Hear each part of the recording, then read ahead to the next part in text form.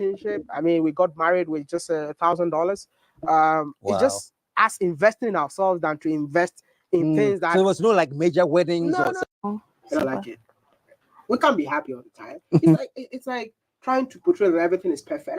I always want to be like, yo, I think it's been a week, nothing has happened. Can I just cause some trouble? So I love causing just to spice the relationship out. Yeah, just fight a little bit. What kind of trouble do you call? Hey guys, welcome to Little Black Book Another One. This is part 2. I'm your favorite dating and relationship coach. We're talking to you guys today about, well, this particular sad case with Wode and Trudy. And I wanted to break it down because part 1, we spoke about the fearful avoidant and talked about testing. Today, we're going to talk about fearful avoidant and the chaos that they create. They intentionally create chaos in relationships as a self-sabotaging method, right? Because what they're used to, fearful avoidance, is chaos. And so they promote chaos in their relationships as well because it keeps them feeling safe. It keeps them feeling comfortable, right? They're not okay with peace. You just heard our brother Wode there speak. And I said this, it's a very dangerous place to be in the marriage or in relationship in general, where when you're intentionally creating chaos, and you can even admit it that you're creating chaos. I think that shows that there's a lack of awareness in terms of how this actually is affecting their partner. But we're going to break down again through attachment styles to hopefully make you understand. But I want to let you know, this is not comfortable. This is not a thing that we should be doing. And we should not praise this behavior. This is not something we should overlook. And this is not something that we should like and be like, oh my God, it's just cute. It's not cute. There is nothing cute about creating chaos in your relationship to spice it up. There's no such thing. All that's going to happen, okay, is that you're going to end up causing a divorce or a breakup in your relationship. And what you don't even realize is it is actually a deactivation tool. I will explain that to you in a few minutes' time as well. But if you're interested to know a little bit more about this couple and why I believe that this is scary and why I feel like this could be a divorce, then stick around because I'm going to break it all the way down in part 2. Make sure you guys like, share, subscribe, click on that bell button for notifications of the uploads. We appreciate you guys. Stay locked and stay loaded. I've got to play a special clip now. I don't want peace. I want problems always. You don't want problems always. It's not good for your relationship. But let's just play a little something and start conversating about this topic, right? I want to start first and foremost here, right? But what is obviously attachment style? So if you're new to attachment styles, I'm going to break it down very quickly for you. So there is a school of thought in psychology called attachment styles, which simply is the way that we attach in adult relationships based upon the emotional connections that we form with other adults. And it starts from our childhood where we begin developing those attachment styles. There are 4. There is secure, which is what everybody wants to be.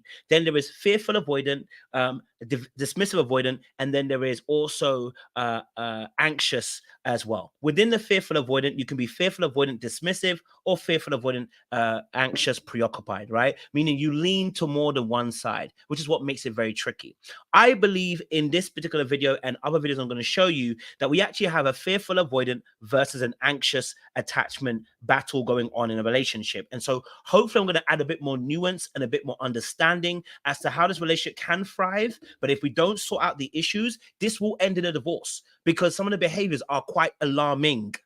So I'm going to bring that out to the foreground, discuss it, make you aware of what's happening, and then hopefully bring some solutions to the table so that we don't have to so that you don't have to suffer the same way if you are in a similar dynamic or you have been and you're trying to change that perspective. So going back onto what we said about attachment styles, there are 4 attachment styles, and within that, the fearful avoidant versus the anxious. What is fearful avoidant? Well, the fearful avoidant is really, they oscillate, which means they kind of move between, okay? They jump between, okay? Between anxious and avoidant. What is anxious? Meaning that when they're anxious, they are anxiety, okay? They tend to cling, right? Anxiety. And then there's avoidant, which is they tend to push away and reject, okay? And what this means is they crave deep love and connection, but they also reject it out of fear of being rejected abandoned, or betrayed. Okay, and usually there's a deep core belief that they believe that they are unworthy of love, or they're unlovable, or they have to work for the love.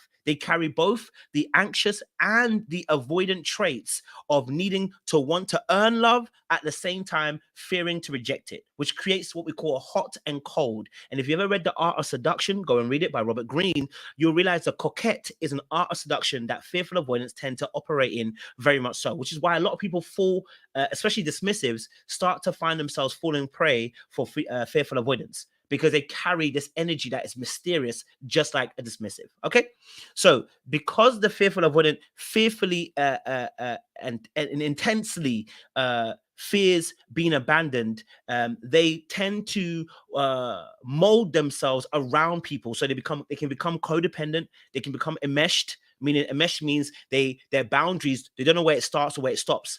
Where they start and where they stop, they don't know. They're like they've literally taken two become one so seriously that we actually don't know where they stop. And that's a problem in relationships, because everybody needs autonomy. Okay, but they have a great ability to serve, to appreciate, to love, and they give great energy. They are great confidants, great friends as well. When they get to a place of trust. Okay, but as time goes on in a relationship, romantic wise, if they don't sort out the wounds, the fear of being exposed really makes them feel seen. And at that point, when they feel seen, they feel like you're going to see them for who they really are, and then they're afraid that you might reject them for who they really are, because they feel deep down that they're bad people, that they reject the advancement of love towards themselves. So in essence, they actually end up abandoning themselves and causing a prophetic fallacy of you then abandoning them. Okay, all right. So this is what we have with the fearful avoidance. With the anxious person, we have this insecure attachment, which means they crave validation and reassurance. This is really important, because when I break down Wode, Maya and Trudy, you're going to really see what's happening here. The anxious attachment style is concerned with craving validation and reassurance. Okay, they have a fear of being rejected, abandoned, and betrayed. Okay, very much like the fearful avoidant, because the fearful avoidant has both anxious and avoidant sides. And so the fear of being rejected, abandoned, or betrayed leads a person to people pleasing. Okay, all right, and trying to mold themselves on the other individual by abandoning their own needs and wants, and at times their own emotions, and taking on your needs, your wants, and your emotions as theirs. So they actually lose their identity, hence why the codependency comes in, okay, where they lose their identity and formulate an identity attached to yours. Human beings don't have identifications that are attached to other people. You are your own individual, okay? So the anxious attachment style, unfortunately, was born in environments of inconsistent parenting or emotional needs which were inconsistent. And so the child yearns to earn the affection of the parent, okay, and attention and acknowledgement. They try to earn the attention, affection, and acknowledgement, all right, in their adult relationships, okay? This is where we get the servitude for an anxious person. Now, why is this important when it comes to this relationship with Wode and Trudy? Well, I believe, right, that Wode Maya is a fearful avoidant, and with that, I believe that Trudy is an anxious person. The problem we have with fearful avoidant and anxious people getting together is that what can end up happening is, depending on where the fearful avoidant tends to fall on, whether it's the anxious or the avoidant side, is that oftentimes the anxious person wanting to cling on will end up pushing the fearful avoidant into an avoidant state. Okay, you know how we know that? When we go into the other video, we're gonna go into the other video, right? And we're gonna see where she talks about needing more time with Wode, right? With Wode Maya, and saying that she doesn't feel like they spend enough time together, okay? And that he felt like they should spend some time alone. Let's play a little bit of this clip, and we can get you there as well. Let's have a look. And he's like, he's going to this country. I'm like, you're going without me. Without me, I like cry. And it's not the crying of, wiping your tears, like crying, like you can't go without me. Why would you? Because he changed my life so much. And I think I became so addicted to him. I couldn't see my life without him. And he has given me direction. Oh my God, I don't know if he knows how much direction he brought in my life, because I was so lost. So I'm like, now if this is taken away, I feel so lost. But then the thing is, you can't lose yourself because of someone else. You all have a different purpose. And people are sent into our lives sometimes for... Pause right there. Did you hear what she said? She said that she felt like her whole purpose was lost, and she felt like she didn't know who she was. Why would you lose who you were? All right. Why would you lose who you are? Right. Simply because he said you can't travel with him no more. Because your identity had become forged with his. Now, while I believe the Bible says two shall become one, it's very important. We should have that. When your identity gets lost in another person, it is because you don't have very good boundaries of where you start and where you end. This is a problem before Wode. Okay, listen, it takes two to tango. The reason why we're looking at this relationship coming to where it is it takes two to tango. When you only look at Wode and don't look at Trudy, you are going to miss it completely. It takes two to tango. Why would she want to stay in a place where there's chaos? Why would she want to stay in a relationship where the person says they don't like peace and they disturb your peace on purpose? Why would you want to be in that relationship? Only because the energy that you're receiving from your partner is familiar to what you've already experienced, right? The chaos that Wode is bringing to you is the very same one that you've experienced oftentimes in your own household. Now, we know that she grew up in a household with her father, but she never knew her mother very well. I'm going to play a little clip of that. Okay, we're going to play a little bit of that. Okay, all right. So again, she lost her identity in Wode. Why? Because she doesn't know her own identity, because she doesn't have very good boundaries. This is why she's still there in this relationship. I'm not saying she should quit, by the way. We can offer solutions here, but don't think we're going to say quit. What I'm saying is this is what's happening. So anxious people tend to lose their boundaries and lose them by clinging onto the other party to receive the validation that they should be validating themselves with. They use relationships, external things, to validate them. They become servants of people to be validated by. Now, the funny thing is, fearful avoidance do the exact same thing. This is why we say that they can both be codependent. They can end up losing themselves in relationships with other people, chasing them for validation and not having a sense of identity. Okay? Not having a sense of identity. So what will end up happening is, for instance, when Wode says, I want to go alone to, travel abroad, she suddenly loses herself because her whole self was with him, right? So this is really important to actually note down. Now we're going to play a little bit more of the clip and we'll talk a little bit more. For a reason, to help direct us or to help us sometimes, hold our hand for a period, and then you have to do the rest yourself. But at that time, I didn't see it like that. I'm like, how? So yeah, I think that's why I was just so broken. Do you think as a couple now you have enough time together? You spend enough time together? No, I don't think we spend enough time together. Yeah, because you're always traveling. Although we've been in Ghana like for months, I think actually this is the longest we've ever been in Ghana. I honestly think we can do better and we will do better. But the challenge is traveling is our job. And I understand him because I'm in the same profession. You don't understand him, sis. You're suffering. And it's funny because she said obviously that she wished that they had more. She knows that they need more time, right? It's the longest they've been in Ghana for, about a month. They know they need more time. Now, here's my biggest issue is that this is not working because we need to negotiate more time. It's not that she has to go on every trip. She needs to negotiate more time. The problem here we're having, and I'm going to my solutions. I need to not go to my solutions, okay? But one of the solutions that you have to do is you have to negotiate time. Before we talk about divorce, is she negotiating time?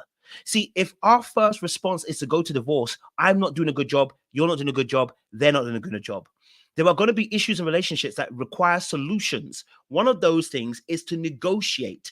If right now he goes on every trip by himself, we need to negotiate and say, hey, babe, listen, I know you need your autonomy and I know you need your space, but I also need time with you in order to maintain the relationship and the closeness that I have with you. It makes me feel loved and cared for when I get to spend time with you going on holiday. Now, they are going on their profession. They're not in two different professions, by the way. They're both in travel. And you see, when two become one, God is not a fool. Can I tell you this again? God is no fool. If God brought you together, do you think he wants you in two separate places? And when I say two separate places, what I mean by this is that, do you think he wants you in two separate arenas and so that you don't mesh very well? No. Many a times that's man's impression on things. I believe that God brings two people together to work out and begin to move together, right? I think a lot of times A lot of times people can be a little bit more selfish with their career and their ideologies, right? That they become so independent, they forget about their partner.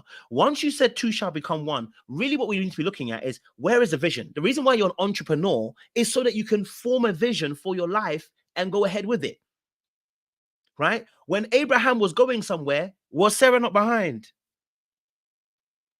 You can't have a vision if you're an entrepreneur and just think to myself, my wife is separate from my vision. No, my guy. You married her. Two have become one. But find a way to bring her into the vision. Find a way. But these people both do the same thing. They are both in travel and they both want to inspire the world. Why are they not able to work together? Because we're not dealing with the core crux issue. Wode, being a fearful independent, also needs his autonomy and his time alone. Fine. He needs his independence. Right? As an anxious person, she wants more time with him. We have to negotiate more time in this relationship in order for people not to feel like they are a byproduct or a bystander, or they are a side part to the relationship. We need to negotiate the time that we can spend together, going on these trips, and etc. etc. Look, there's a conversation we're now starting to have in Christendom right now, which is this. We're starting to have more of a conversation about how ministers should not go traveling alone without their wives. I believe so too. Why the heck am I leaving without you? No. Unless you got a full-time job, why am I leaving without you? You know what I'm saying to you? I want to be going to ministrations with my partner. Here's why. Because one, I don't like the threats that are out there. Number two, it's also about me bonding with you. It's not that I like my time, I like my space, I really do. But I realize that, listen, the more time I spend away, the more comfortable I get with my space alone away from you, which means it's more increased chance that I'm more susceptible to stupidity out there. And there's too much stupidity out there. It's not to say I don't trust myself. Oh, I do. I'm saying that there is a way to bring your relation into a unison, because the ministry was not just you going to preach. If you think that God called you to your ministry just to preach and forget about your marriage, when your marriage is your first institution and your first ministry you should be taking care of, my friend, you've missed it. If your church takes precedence over your marriage, what does that mean? If your business takes precedence over your marriage, you're going to suffer. You have to find a way of balancing things. You're an entrepreneur, I hear it. So you're going to probably have to bring your vision to now include your partner in the vision. Two are becoming one. Am I saying she has to leave her job? No, but these two people have come to a place where they actually are in the same industry. Why are we not unifying our vision? Why is the vision solo and not including each other in the vision? You both want to inspire the world in your travel. People are actually tuning in for Trudy and Wode. They want to know what you both do. That is the power of the unison. Let me get back to my my conversation, because I don't want off target. Okay, we need to talk about deactivation. Okay, deactivation is very important. Why we need to talk about it? Because when it comes to when it comes to a relationship between a fearful avoidant or even a dismissive avoidant, any avoidant and other attachment styles, what you'll realize is the avoidants tend to do something very heavy called deactivation. What is that? Deactivation simply means it is a way that they try to create distance in the relationship, oftentimes passively aggressively. Okay, right? They tend to try and create space. Let me say it again, passively aggressively. So when Wode, and in this instance, he just told her, when Wode told her, okay, that she should go, that, you know, he needs space to go and fly, his deactivation didn't start then. It actually started before then. Let me show you where it started. We're gonna go all the way back. And we're gonna go back to this clip here, and we're gonna play a little clip here. Okay, cool. Here we go. Let's go to this clip here. Okay. I make it official, which means that somebody out here is waiting for you, right? And I didn't want to just play that role of being in China and my girlfriend is in Africa. No. But then when I decided, when I told her to meet me in Singapore, and I was like, okay, she came by herself, her own money. Why not? Which means the investment have paid off. Yeah. So yeah, it's about time. You know, you don't have to spend so much when you're in a relationship. Because I find it so fascinating to see men acting like that, even though you are just a boyfriend. Like, even coming to see you, Uber, you have to pay for. So why not empower your girlfriend in a way that when you empower her, you don't need to be paying all those petty money. So I mean, it's been an amazing relationship. I mean, we got married with just $1,000. Okay, pause. there is two things happening here. Okay, number one, there's truth in this, which we need to take away from it, and I need to chew the bones and chew the meat and spit out the bones, right? What he just said is very powerful, right? Empowering your partner is absolutely a must. It's paramount. If you can do it, amazing. Okay, it's a powerful thing. A husband is to cultivate his wife.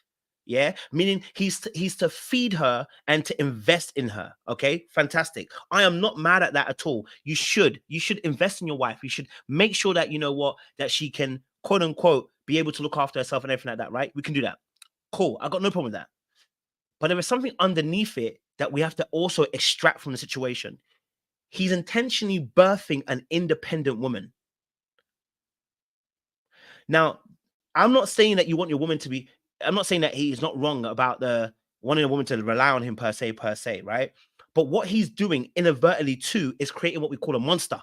I call it relational monster, which is that you're creating something and saying to them, I want you to be independent of me. Fine, because he's not being abusive, somebody would say, right? But there's another aspect is this. You birthing that independence on her is so she can't be reliant on you. This is why I said his one is a very long deactivation tool, because what it means is I can then separate from you. You don't need me. But what that ends up doing is creating distance in the relationship. I'm not saying she wasn't independent before, because she already said to us about being an independent kind of woman. So I'm not going to fight her on that. But I'm saying that he intentionally birthed an independent woman because of what? He doesn't want to pay the petty monies.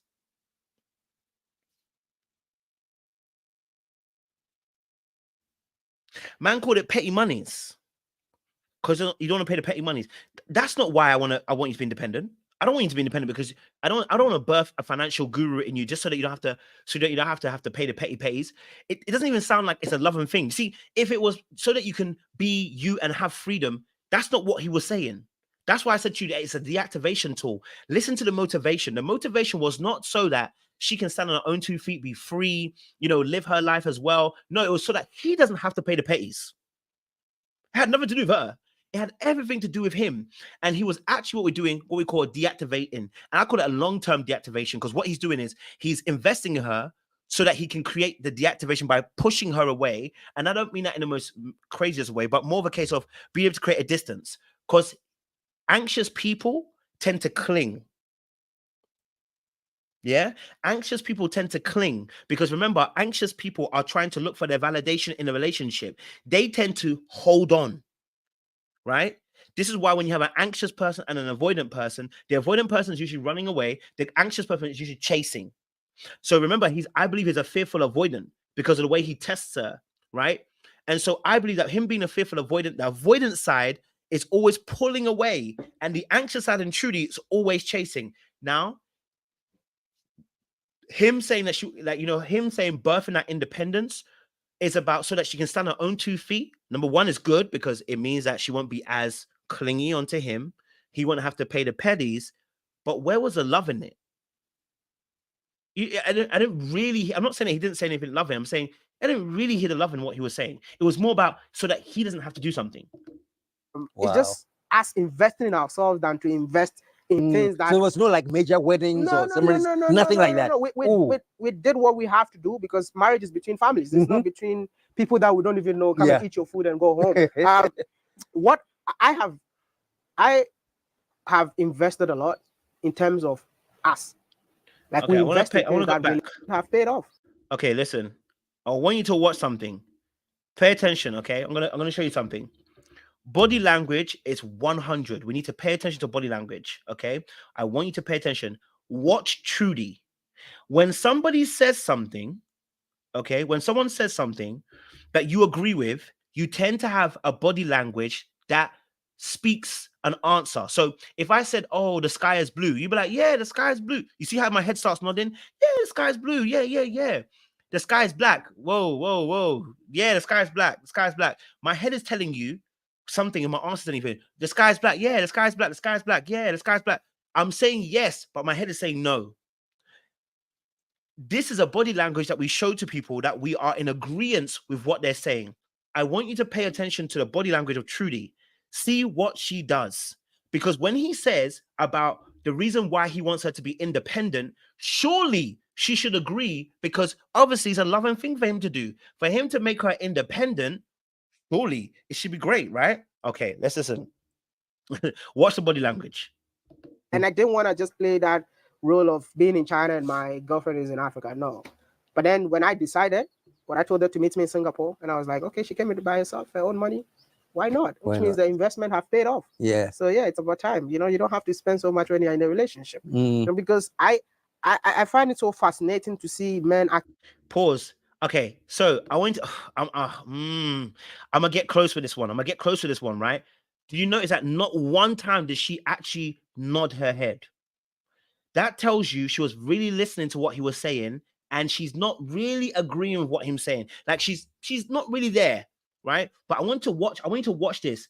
There are little micro expressions that happen. I'm just gonna play it for you guys. I want you to watch very carefully. Look at the head, watch the eyebrows.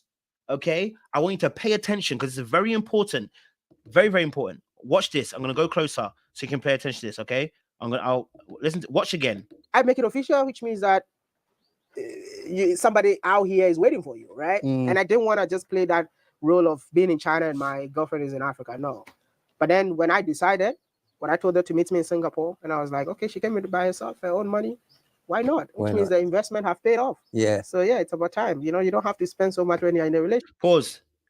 Okay, this is the first one. Okay, now it might not seem like much, right? Once he said that the investment paid off, look what she did. She looked for, oh man, it's tough when I say this stuff because it's like, you know what's happening. Okay, she looked, it was a quick one, and was looking to see what the other gentleman was agreeing to. So when he said my investment paid off, she looked and then she did the quick look, come back. Is he agreeing what he's saying? And I think the reason why is because I don't know if she fully is able to tell what's good and what's bad. Because remember, her mother was not in her life. So she has a fear of abandonment. There's all of this conversation we need to have as well, right? I'll play the clip for you guys in a second. So you just see the slight quick eye movement, straight to the right, back to the guy, and back in again. Notice that she never nods her head. Okay, it's really important. Okay, we're gonna play the clip. Watch her eyebrow. Because there's an eyebrow. Look, there's an eyebrow gone up. The raised eyebrow. Okay, the raised eyebrow at what he's saying. Oh, babe. Hey, kid, bush. Hey. When you see these things, yeah, I don't want to be too much, but I got to do too much. One more time. By herself, her own money. Why not? Which means the investment have paid off. Yeah. So yeah, it's about time. You know, you don't have to spend so much when you're in a relationship. Head turn. Because I raised eyebrow. She does not agree with what he's saying. Now, this is really important because what we say in psychology is that you are outwardly agreeing but inwardly disagreeing. I can't remember what it's called. There's a term for this where you there's a term and I've forgotten it now. There's a term when we talk about this where you outwardly agree but inwardly you don't agree. Hey, Woody Meyer, is that Woody Meyer? I don't know if that's Woody Meyer. Who knows? Who knows? Maybe it is. Champion, if it is you, we'd love to have you on the chat. But anyway, so the reality situation is, right? The reality situation is when you watch her eyebrow, right, it raises up. That tells me that she does not believe what he's saying. Do you know what I'm saying to you? Listen, Woody Meyer, if it's Woody Meyer in the chat, listen, let's give him the opportunity. Listen, brother, if you'd like to come up here, I would love to give you the opportunity to come and explain and say your piece. As for me, I'm breaking the thing down, but I would love to hear your piece. Would love to hear you, Woody Meyer, in this chat. If it's really you, we'd love to have you. By all means, I'll send you a link. And if you want to come and have your say, come have your say, Captain. You know, it will be a pleasure to have you on board. Anyway, back to what I was saying. The link is in the chat, by the way, Mr. Woody Meyer, if you want it. Okay, so back to what I'm saying, okay? All right, watch it again. I find it so fascinating to see men acting like that, even though you are just a boyfriend.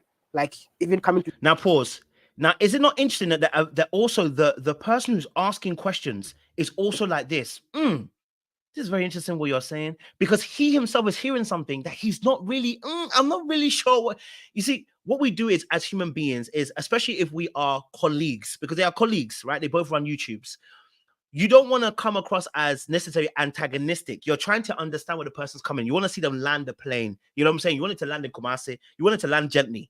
So you allow the person to land. But this body language is telling you all, you guys have seen me do it several times. when you watch me do interviews with people, when I hear something that I said, it's not right, I do this, I do this, I do. So something is not quite right because she's not nodding her head. Naturally, as human beings, when someone is saying something, we go, oh, yes, we're not seeing that. You know what I'm saying to you, right? We're not seeing that. We're not necessarily seeing that. So this is really important. Pay attention. You see, you Uber, you have to pay for. So why not empower your girlfriend in a way that when you empower her, you don't need to be paying all those petty money. So now pause again. This could be a great point, right? Him saying, listen, look, I'm helping you transform so that you don't ever have to look at me to pay for things. So why is she not nodding her head? Why is she not nodding her head? Because she's not in agreement. And this is what happens in relations a lot of times, because what we do is passively aggressively communicate, and then we don't actually tell people what we actually feel. And what ends up happening is we call it emotionally drifting. We begin to emotionally drift. What that means is that we'll end up talking, right? And people will start feeling some way and animosity in their heart. They don't tell you, and then they start to drift. And slowly you start to see distance. I believe that's why that interview that she did, where she started saying about we needed more time, those things didn't need to be said. Her concerns didn't need to be said on the internet, but she overshared. Right? She ended up oversharing. Why? Because you didn't share that with him. Well, I don't actually know 100%. You know what I'm saying to you? I'm estimating. You know what I'm saying to you? So what ends up happening is when we don't communicate assertively, we tend to use passive-aggressive means to communicate, right? And so body language can be one of those ways that we do it where we're not actually agreeing with what's being said of us. And so we do this thing. So I'm going to play a little bit later on, because remember, I don't see her nodding in her head, okay? But later on, let's look at this. And on Twitter. Okay. And it's on the screen. You know, I mean, he was here since some of us were born. Hold on. Let me rewind a bit. Yeah. Now we've Okay. Here we go. I want to get to this part here. I'm kind of independent totally, but I'm just saying that as a man, if you always allow your woman to be dependent on you all the time, then why are you the man? Because at the end of the day, you should be able to empower your woman. You see, you can ask 10 women, like, what do you bring on the table? And they will tell you sex. It doesn't make sense. Yeah. What do you bring on the table? Like, we moved to a new house, and when we moved to the new house, I was away. I was not in the country, right? All I need to do is like, hey, babes, take this amount of money. But I know when I came back, the money that I gave her and the things that are in the house are more than the money I gave her. I would say like times 2. So I don't need to just be like, okay, how did you get this? I know that the investment that I did is paying off, and that's how she was able to fill up the gap when I was not around. So I believe that it's about time for us to empower women and to always let them be dependent on us. That without us, then they go and see another person who has more money, and then they have more money than you, and they take advantage of you. But at the end of the day, if you meet women that makes their own money, come on, they don't even respect the men. Do you understand? So I always tell people, you know what? Empower them, show them the way, teach them something, encourage them to invest in them. I don't think I'd be here if I hadn't met him. And before I met him, I used to pray a lot. That's why I say I believe he's an answered prayer. And yeah, he just taught me so much. He showed me that nothing is impossible. And even when, you know, just to add on to what he was saying, I usually feel so bad when I meet men whose women expect them to pay everything. And like, that's so unfair. Especially if your man is hustling. Where should he, how do you expect him to pay for everything? Sure. You're all hustling, you're all human beings, you know, and most of us have not come from rich homes. So where is he supposed to? Okay, so the reason why I played this clip is because I wanted you to see, how does she get from not nodding her head in agreement with what he said to now voicing the same opinion that he has? I feel sorry for men that have women that, you know, don't pay for things, etc., etc., etc. How does she go from not, and remember I'm talking about how people inwardly agree to outwardly? Going back to the very beginning of what we just showed you, right? When he was talking about how women, he wants to empower them, and that why should he pay the little petty things? Why is it at that point she never nodded her head? Since she agrees with him and she's now expounding on what she is saying to him right now, why is it at that point she could not nod her head? She's literally explaining what he already said earlier on. Why could she not nod her head? because she's not in agreement. And bear in mind, coming back to what I said about attachment styles, anxious people tend to take on the emotions, the thoughts, the ideas. They become codependent in relationships because of fear of being abandoned. They actually get to a certain point. Okay, they get to a certain point where they actually get to a place where they almost want to become like you, and they've almost become you because they're codependent. Oftentimes, not all anxious people. Some people become codependent and they begin to enmesh themselves. You don't know where they start and you don't know where they end. And so, what can end up happening is you can take on the ideologies and you don't even agree. You can end up taking the ideologies and not agree. So, how is it now? She now feels sorry for men that have to pay for things, etc., etc. But when he was saying the exact same thing, she could not nod her head. Do you see what I'm saying to you? You feel what I'm saying to you? So it's telling me there's an incongruence that outwardly we may agree, but inwardly we have a different disposition. Now, coming back to my original point about wanting chaos, okay? About wanting chaos, okay? Because my time is almost up. I don't want to go on too long, okay? Me talking about what the chaos aspect, right? It is chaos in a sense. What is chaos? Chaos in a sense is this. Chaos is simply this. It is when there is people creating drama or creating arguments or creating tension in the relationship on purpose to disrupt the peace. They create drama, they create tension, they create arguments to disrupt the peace, right? And the reason why they do this is because they are used to chaos in their own entire lives. I am not saying they should divorce, by the way. I'm saying this is fixable, but we do need to pay attention. So chaos is simply you having a disruption to the peace and intentionally trying to do it, right? And so what ends up happening is that when you create chaos, it creates deactivation. It creates an emotional disconnect between the two parties. Let's go back to where we were originally. Okay, well, the video I did part 1, okay, because it's really important. Again, he explains it. Sometimes there's nothing. It's just angry for no reason. And I'm like, what's going on? It's just angry. Yeah, sometimes I just feel like, why are you smiling a lot? You know, you've been so happy this week. So I have to make you. I can even try something to make her angry, but she doesn't know that it's intentional. Yeah. So he's in the place of provocation. Okay, he's in a place of provocation, creating chaos and drama, because this is what he probably has experienced in his own childhood. And so it's common to create the drama that you had in your past relationship. Here's why. You create chaos in your relationship because you don't understand love without the chaos. You create drama in your relationship because you don't understand love without drama in your life. You have only experienced love when there was chaos, drama, and turmoil going on. This is why fearful avoidance, this is why I said about fearful avoidance, end up being in positions. Okay, fearful avoidance end up being in positions, right, where they're in a relationship with somebody and they recreate the environments that they actually were coming from, right? And the reason why is because they're uncomfortable with the peace. If you've grown up in a household that's very, very loud, sometimes when you get into a place where it's too quiet, you're like, nah, it's too quiet. I need a TV on. I need this on. I need this on, right?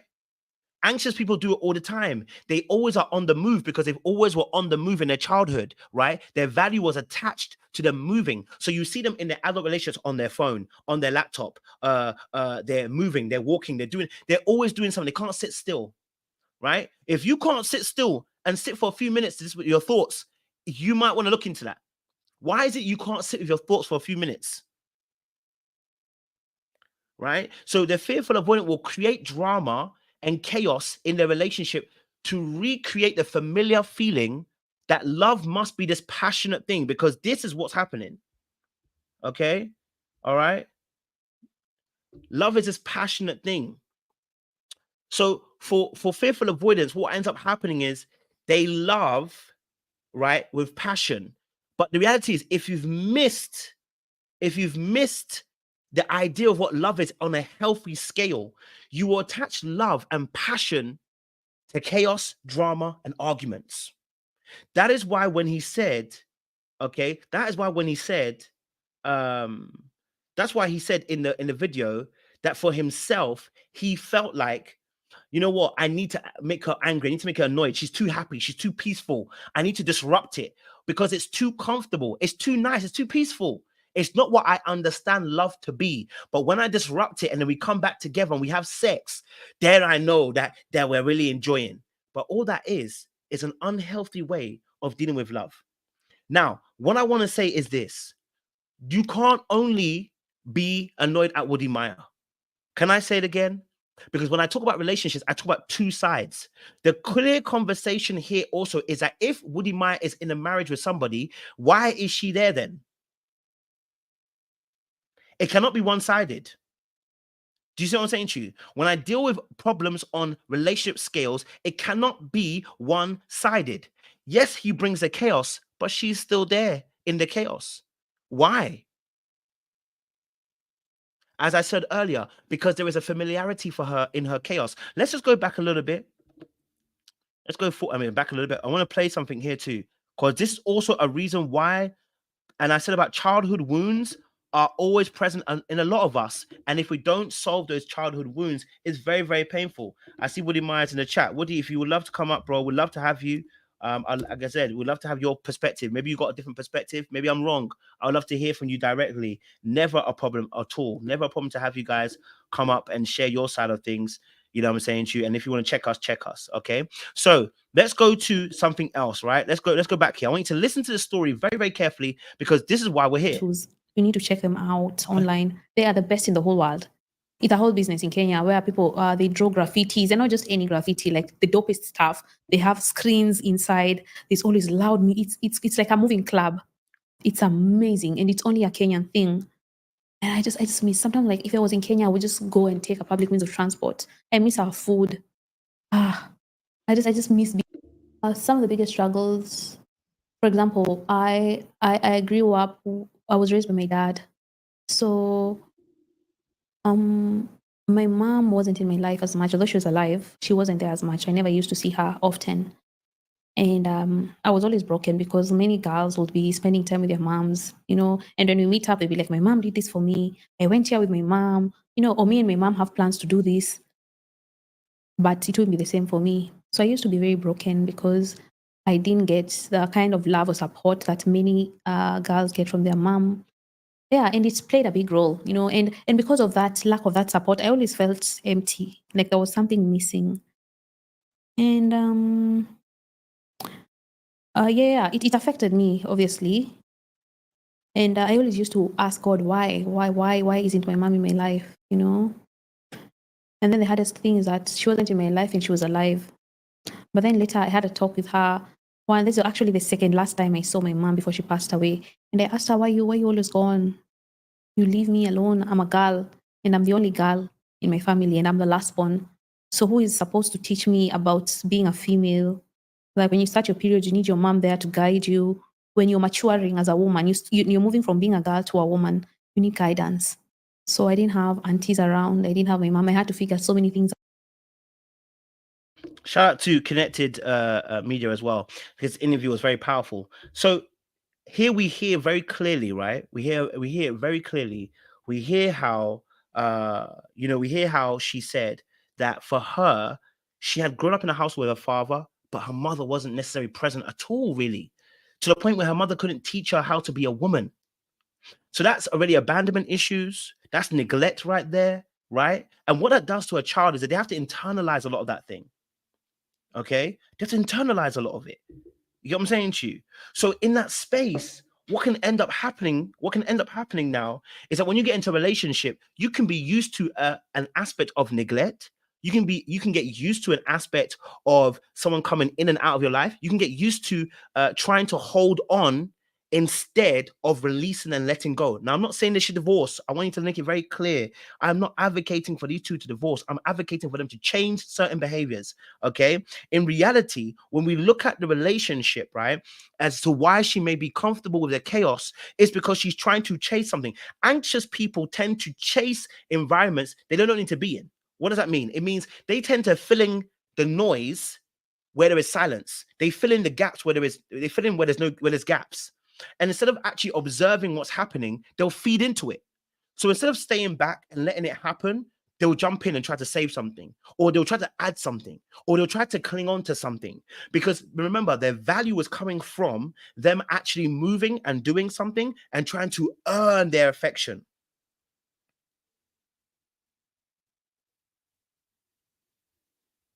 Do you see what I'm saying to you? So that is why this can exist as it is right now in its current format.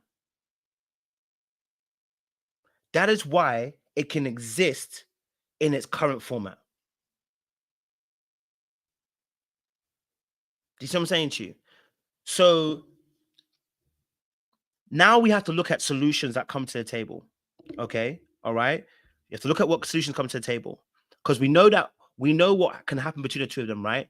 That due to the fear, he can end up creating chaos because he's not comfortable with the vulnerability of staying in a peaceful environment. And she can end up existing in that chaos and accepting it simply because she doesn't want to be abandoned, or doesn't want to be betrayed or left alone. Do you get what I'm saying to you? Right? So the reality of the situation is, right? The reality of the situation is, what we need to do is now bring a solution to the table. Do you see what I'm saying to you? It's about bringing a solution to the table. And so here's what needs to happen. First and foremost, whenever you're somebody who always tests somebody and creates drama and chaos, we need to look within. First and foremost, it's a relationship with self. And what that looks like is, first and foremost, being in a space where you actually have peace within yourself. Because the reason why you're creating chaos outside is because there's no peace within. And there's no peace within. Okay. All right. There's no peace within. Right? Because when you start looking at the situation and your environment, you're afraid of being abandoned, betrayed, rejected. So you believe with your ideology and your belief system incorrectly. So what we need to start doing is changing the belief system. You are worthy. You are worthy of love. Your needs and your wants are important and they matter. Right? Your voice is important. Your needs and wants can be met by the other party. We must connect to ourselves and understand, am I servicing my own needs and wants? Do you know the most successful people tend to have a lot of trauma in their lives? When I look at Wode and what he does, he is gifted. This is a man that is blessing the world. I'm not trying to tear him down. I want people to understand you can be gifted in what you do in the world and still be a problem in your relationship, because there are areas of our lives that are different areas that need maturity. King David was one of the best kings when it comes to warfare. It needed 12,000 men. Let me tell you again, King David in warfare, in leading men to battle, the Bible says that Ahithophel would need 12,000 men to take this man down. But yet, when it came to marriage, or I should even say, when it came to fatherhood, when it came to him, how he looked after his daughter Tamar and Amnon, Absalom was birthed because of his inability to check Amnon, and because he was passive in dealing with his son, because maybe he didn't want to do what had happened to him. His dad had abandoned him into the wilderness, right? Had abandoned him into the wilderness and left him to be alone with the sheep, and forgot about him when the prophet came to ask him, are these all your sons? And Jesse says, yeah. And he remembers, oh, wait, there's one more in the field. That should tell you what your dad feels about you, right? Maybe, and that because of that trauma of being abandoned in the emotional aspect of what David had received, that when he became king, he didn't want to abandon his own son. But in doing so, he became passive with Amnon. And in doing so, he allowed his daughter becoming raped, unfortunately, by his own half-brother, left room for Absalom to come in and kill Amnon. Not only that, then David, because he didn't deal with his own issues of his need of power, of feeling loved, cared, and feeling like he needed to be empowered, because he was disempowered as a child. Let's be honest. You're in the field looking after the sheep and looking after fighting the wild bears and lions, and no one appreciates it.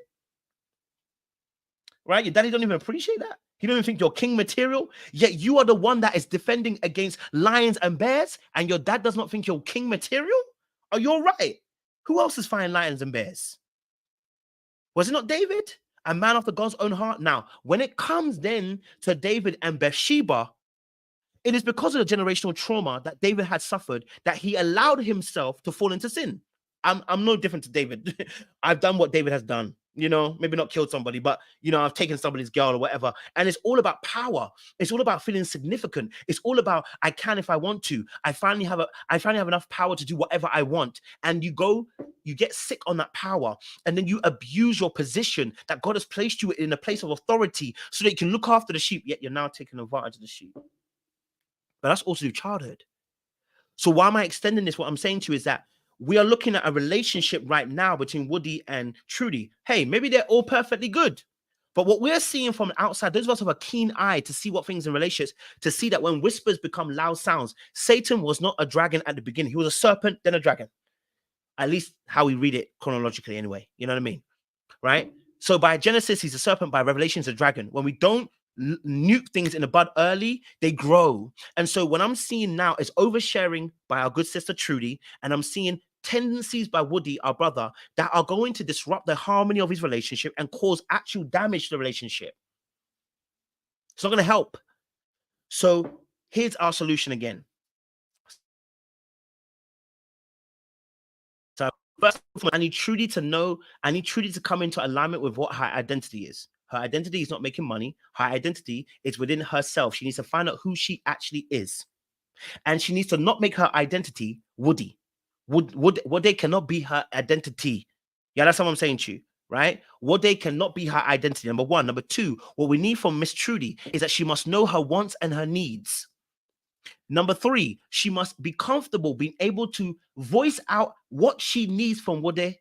That's what she needs to do. She needs to be able to be comfortable to voice out what she needs from him, right? Then rather than being passive aggressive, because this should never be on our screen. I shouldn't know that you want more time with your partner. I shouldn't know that. That's not something I need to know. You know what I'm saying to you? But you told us because you're oversharing at this point, because it's getting to a point where you're starting to feel some type of way, right? It's getting to a point where you're starting to feel some type of way. So in that instance, right? Okay. Rachel, why are you here? Look, can I say something? Rachel, why are you here? Why are you here? If you think we're gossiping, why are you invested in talking about it? Because you're now gossiping with us. If you think we're gossiping, then you're gossiping by staying here. If you know better, leave. You're wasting our time. Anyway, listen, continue the conversation. Now, what we're saying is that what we need for her to do is be independent with herself, meaning she should have her own identity and be able to stand in that. And when she can stand in her own identity, what that means is we then too can become one, but I know who I am and I can live in this relationship in my fullness, and that my validation doesn't come from Wode. My validation doesn't come from external purposes. You get what I'm saying to you, right? You get what I'm saying to you. So that's what she needs to be doing. That's what we need her to be doing. Now for Wode, what we need for Wode is this. Number one, we need you to stop testing. And the reason why you're testing is because you are not being vulnerable with yourself and not being vulnerable with your partner. When we test, it's because we're trying to prove that this other person loves us, cares about us, is loyal, or maybe quote unquote, we're trying to prove that they're disloyal or they're cheating or whatever. We are doing passive aggressive means when we test people rather than being upfront, okay, and have a conversation with that party and that person. Do you get what I'm saying to you? So rather than being upfront about what we actually feel, we're scared of the vulnerability. We're scared to open up. We're scared to tell our true thoughts about how we feel. So we have to practice testing somebody. We start testing people to see what you're going to do, what you're going to do, right? I need to prove my theory right. Right? I need to prove my theory right. You know what I'm saying to you? You know what I mean? So we need that to stop. Number two, I need you to start also knowing how to become overwhelmed by their own emotions. And so what can end up happening, my earphones, and what can end up happening is, right, rather than again speaking out to the partner and saying, look, I can't lie to you, I'm feeling a lot of things. Okay. I'm trying to feel a lot of things, right? They don't say it. They just do an action. Right? They're overwhelmed by what's going on. They take an action. And what can end up happening is by you taking an action, you can create a deep chasm, or you can create distance, or you can cause a cut to happen in your relationship. You get what I'm saying to you? So we need that to be sorted. Number 3, for Wode as well, okay, is we need to look at the trauma that you've actually gone through and start to really begin to address the underlying beliefs that you have about yourself. Because one of the things he was saying to us that, you know what, women, you know, they look for their fathers. And the partly is true. I'm not gonna lie to you, partly is true. It's partly true as well. But in reality, right? In reality, what we're actually seeing in this instance is that, oh, we see connected minds in here. Listen, we'll also have a party. Listen, I see connected minds in here as well. Wode's in here. Listen, if you guys want to come up and have your say, by all means, come and have your say. We don't mind having a conversation around here. Like, this is a good place to have a conversation. Like, you know what I mean? Like, we have conversation around here. We talk about psychology. So it'd be great to have you guys' perspective on this. If you disagree, by all means, Connected Minds podcast, come up and say what your piece is. We have no problem with that at all. Now, again, going back to what we're saying. So we need to connect to ourselves in our areas of what's our needs, what's our desires, what's our wants. We need to talk about how we need a judgment-free zone. You see, because fearful avoidance tend to react when there is fearful avoidance can get very triggered when there's judgment in the environment that they're in, or they feel like they're going to be judged, right? Because the underlying belief system is that they feel like they're bad people already. So when they do bad things, what ends up happening, or let's say bad things in a relationship, what ends up happening is they actually beat themselves up. And so what they actually need is more grace. But we can't have that without actually having a conversation and letting people in and being vulnerable.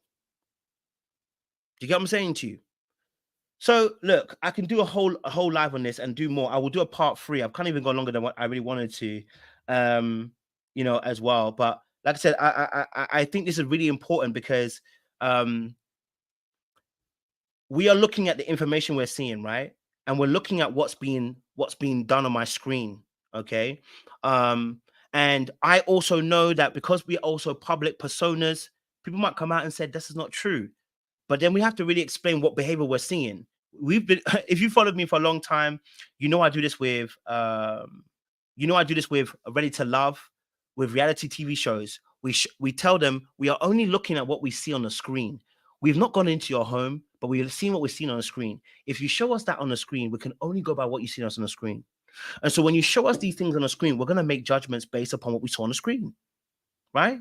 It's natural human behavior. And so again, I'm not advocating for divorce for either of them. I don't want to see them divorced. I don't want to see them broken up. Rather, I actually want to see them. Okay. All right. I actually want to see them grow.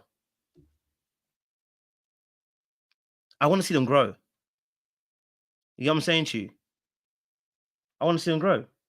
So I want to see them win. I want to see them prosper. I want to see them flourish. And so how we do that is by actually correcting some of the things that we actually faced. You know what I'm saying to you? Right? I would love to you know, have Wood, if it really is Woody, I would love to have Woody on the chat. If it really is him, I would love to have his perspective. It'll be very much appreciated. If not, I understand that. You know what I'm saying to you, may feel like I've you know, I've been done too much, but like I said, these videos are here to help people as well, right? Because we see these things on our screen. And love to hear your perspective on that as well. Okay, who's joined? Someone has joined. I don't see, sorry, Emmanuel, I don't see your, it would just flash your camera so I know if you're a human being, because people do flash stuff nonsense on when they want to come up. Just flash your light so I see your face. You don't have to show it on when you come up, but it's just so we can see your face. I see someone behind someone's comment clicked on. Emmanuel, if you're behind, just flash a light. We need to see. Otherwise, I can't bring you up, bro. I don't know if I don't know if before you might flash yourself naked. People do a lot of stupid stuff on YouTube. So just let me know.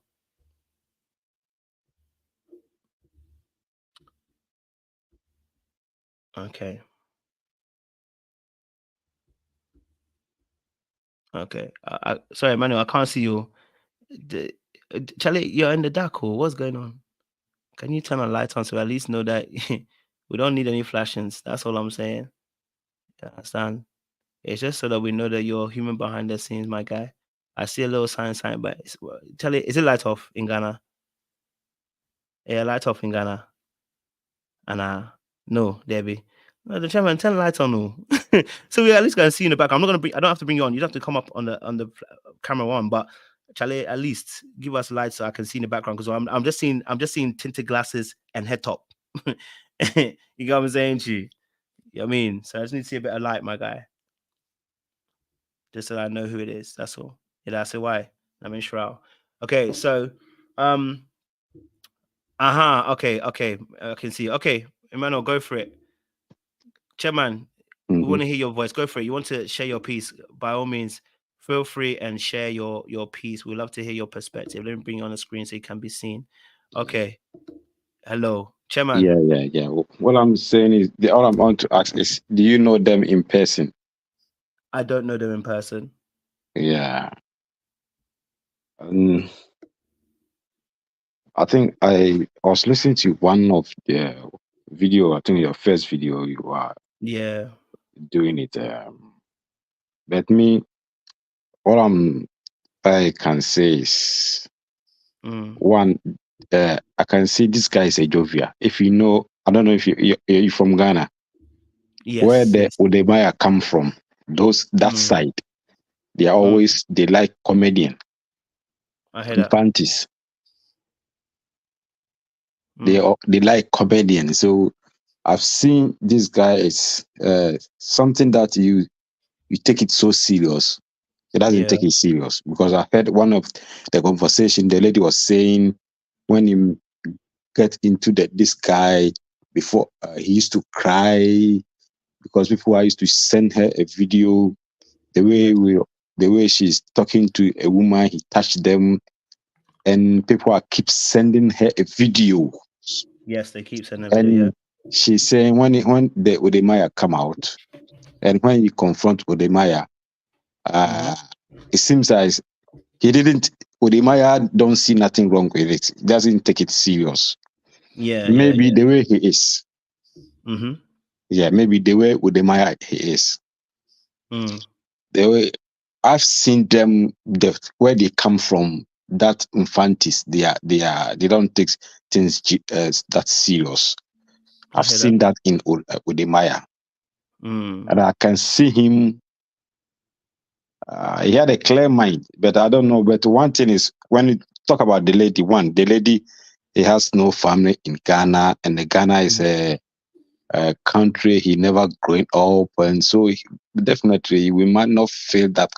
Recently, the conversation he was doing with, I think you showed that video. He was saying he miss back home for the food and me, I wish them growing up, or I wish them, because if I've seen some marriage, some people like their marriage, if you are go into it, the thing is, when the two people met as a friendship, one need to go down and one need to go high. Anyway, this is what I can say. Anyway, if somebody will come up. No, I appreciate it. Thank you, Master Emmanuel. Please stay on there. I want to ask you some questions, but I want JT to just also share something now. I'll ask you some questions. Go for it, JT. Good to have you on board as well, sir. Love to hear your perspective. Thank you so much for having me in the podcast. Am I audible? Oh, yeah, you're good. We can hear you, bro. You're good. Oh, okay. I must say, I've been checking out this topic since I'm a great follower of Wodemaya and Trudy, but I feel like there's really so much, like there's a very big picture that we are not seeing, You're just scratching on the surface, but I think there is something bigger than what we just see. You see, I understand that when someone is so famous, with a lot of people or receiving this kind of attention from all over, you might as well expect the same attention from your own spouse, and you may feel like you want to treat them like a fan, like other fan, and so I feel like Trudy could be going through a lot in that silence, in the hands of Maya.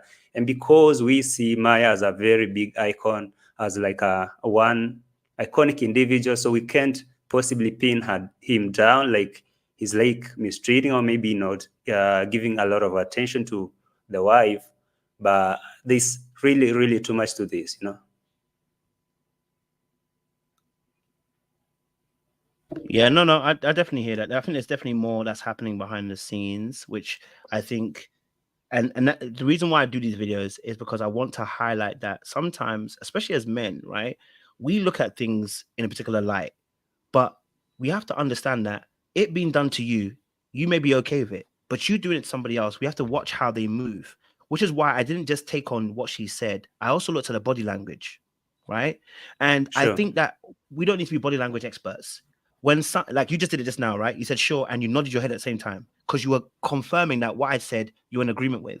So when we do that, we do these little things as human beings that show us that as socialistic animals, as human beings, you want to call it that, right? We do certain things in our socialistic circles that communicate something to us. When I watched that video, there's not one that part where he's talking about how much why he made her independent and all this kind of stuff, and him intentionally trying to spice up the relationship. There's not one point that this woman goes nodding her head like she's in agreement with him, and that should tell you that the person is not in agreement with you. And so, what I believe, though, sometimes what we see is that sometimes we can be in a place where if we don't have elders that are wise, that will tell you that certain behaviors that we do are not wise for your relationship, you end up ruining a good marriage. We talk about how God brought two people together. Yeah, well, God is looking for you to maintain what you have. You know what I'm saying to you? By making sure that you love your partner in the way that he wants you to love them. And so I loved what Master Emmanuel said, that, you know, it's from the north, the fancy people, etc., which I'm cool with. If that's what they do, that's cool, isn't it? But when you have a partner, you have to know that just because you joke like that does not mean that's how you joke with your partner. Do you see what I'm saying to you? Like, I don't say bro to the girl that I like. I may say bro to JT, and I'll even say Master Emmanuel or even Elder Emmanuel, because I show respect. But I don't say elder wife, my elder babe. I don't say that. I don't use those terms because I know that when I get into a different environment with relationship, I change how I move because the relationship is different. Did you see what I'm saying to you? So that's why I was highlighting that. But Master Manuel, I know you wanted to add something again. I know you want to say something. Please add again. We'd love to hear your perspective. And then I would like to ask you some questions as well. And then I'll get JD back in as well. Go for it, Master Manuel. Yeah. I think I know the way you are highlighting. I knew maybe he will watch this video, and it's not maybe you try to dump the marriage or whatever, but there's more lesson he can pick up from it. Maybe because he's an icon, people was watching him.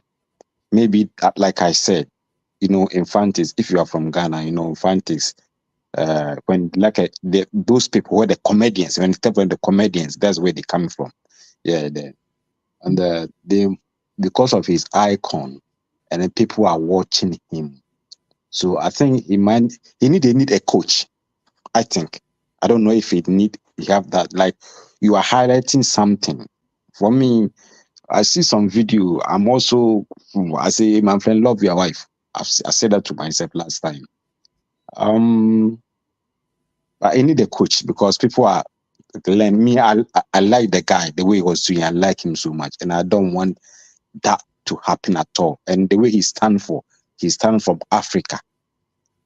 Unfortunately, you get married from not your country, from the same continent. So you have to stick for what you are preaching. Try and make your marriage work because you are talking about Africa. So when it comes to that, maybe like myself, yes, I'm Africa, and I don't live in Africa. I live in England. In mindset, when I want to get a marriage, I need a woman from Ghana. Because why? When I grew up, if for example, I got a woman from Nigeria and I want to settle in Ghana, this woman will come with me and all along. So for myself, I'm a different from Odemaya. So he knew all these things, but he picked a woman from outside Ghana just to prove to the point the work he's doing, Africans should be one. So if we see that doesn't work, that means what you are preaching for, You don't stick for what you are preaching for. You see what I mean? That's what I'm trying to say. Is I wish that could, because he's educating us a lot and he drawn attention. And some of the I've seen people are testify. So many people are. Me, for example, for me, I was remember when I was in here. Sometimes ago, I didn't think about Ghana at all because my mind was not there. But now I've seen things are going there in Africa. Now I'm dying to live in Africa, but once you're a family person, you can't just go. You know what I mean? It's through his video. So I wish him very well. But then again, if maybe what you are highlighting, he didn't take things serious like I knew it. But because of people are copy, learn from him, he need a coach. That's what I can say. Maybe when you watch this video, I mean, yeah, if you have it like yourself, if he can get to you, or if you have like somebody, you need to do things right for people to learn from him. And I wish him very well. Yeah. Okay, Uncle Manuel, quickly. You're married? Yeah. How long have you been married for? Almost 20 years. Fantastic. So you can give us some wisdom. So look, I want you to be really honest now, Uncle Manuel. You understand? Because we are youngins. You know what I'm saying? I'm not married. You know what I'm saying? This is my profession. I relationship coach people, but you have 20 years of experience. I just need a short answer. The joke that he's making about wanting to spice things up, can we be honest? Because he's not joking. That thing is actually happening because she actually responded to it. So whilst he's joking, he's being serious because it actually is happening. She responded to it to say he does do it. So I want to know, in 20 years, have you intentionally tried to provoke your wife in this particular instance, the way that he described? People are different and people see things. Uncle, I need straight answer because you are now the elder of this conversation now. You have done 20 years bid in this marriage. So we are looking to you now to say, I'm asking you a question. Have you, in your marriage of 20 years, have you also found yourself intentionally trying to spice up your marriage by annoying, frustrating, throwing things around so your wife can come and kick it up and then you can have sex after? Is that something that you... Hey, you're smiling, Uncle. The way you're smiling is telling me...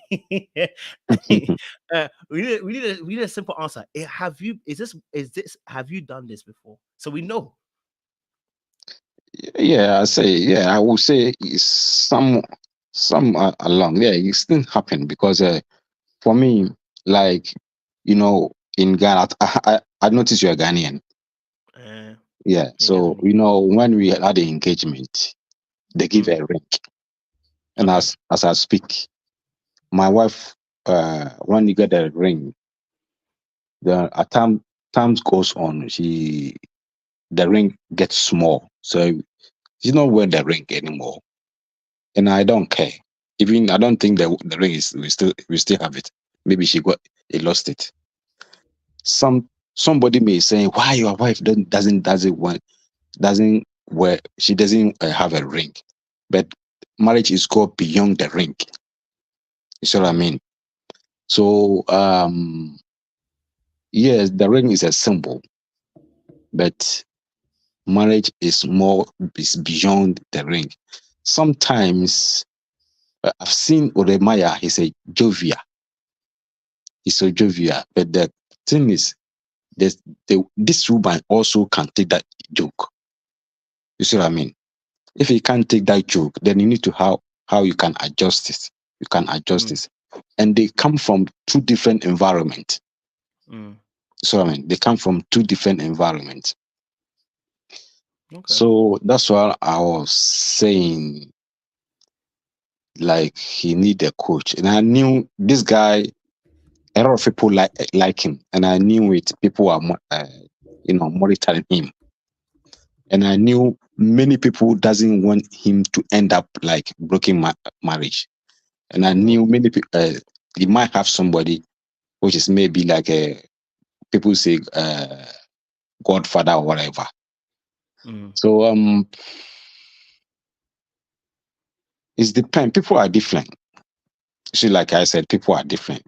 Some people have some women, they have a ring, and so but they can go after another man. You see what I mean? Mine doesn't have a drink. It doesn't have a ring. But I can boldly saying. Can I interrupt with a question? Yeah.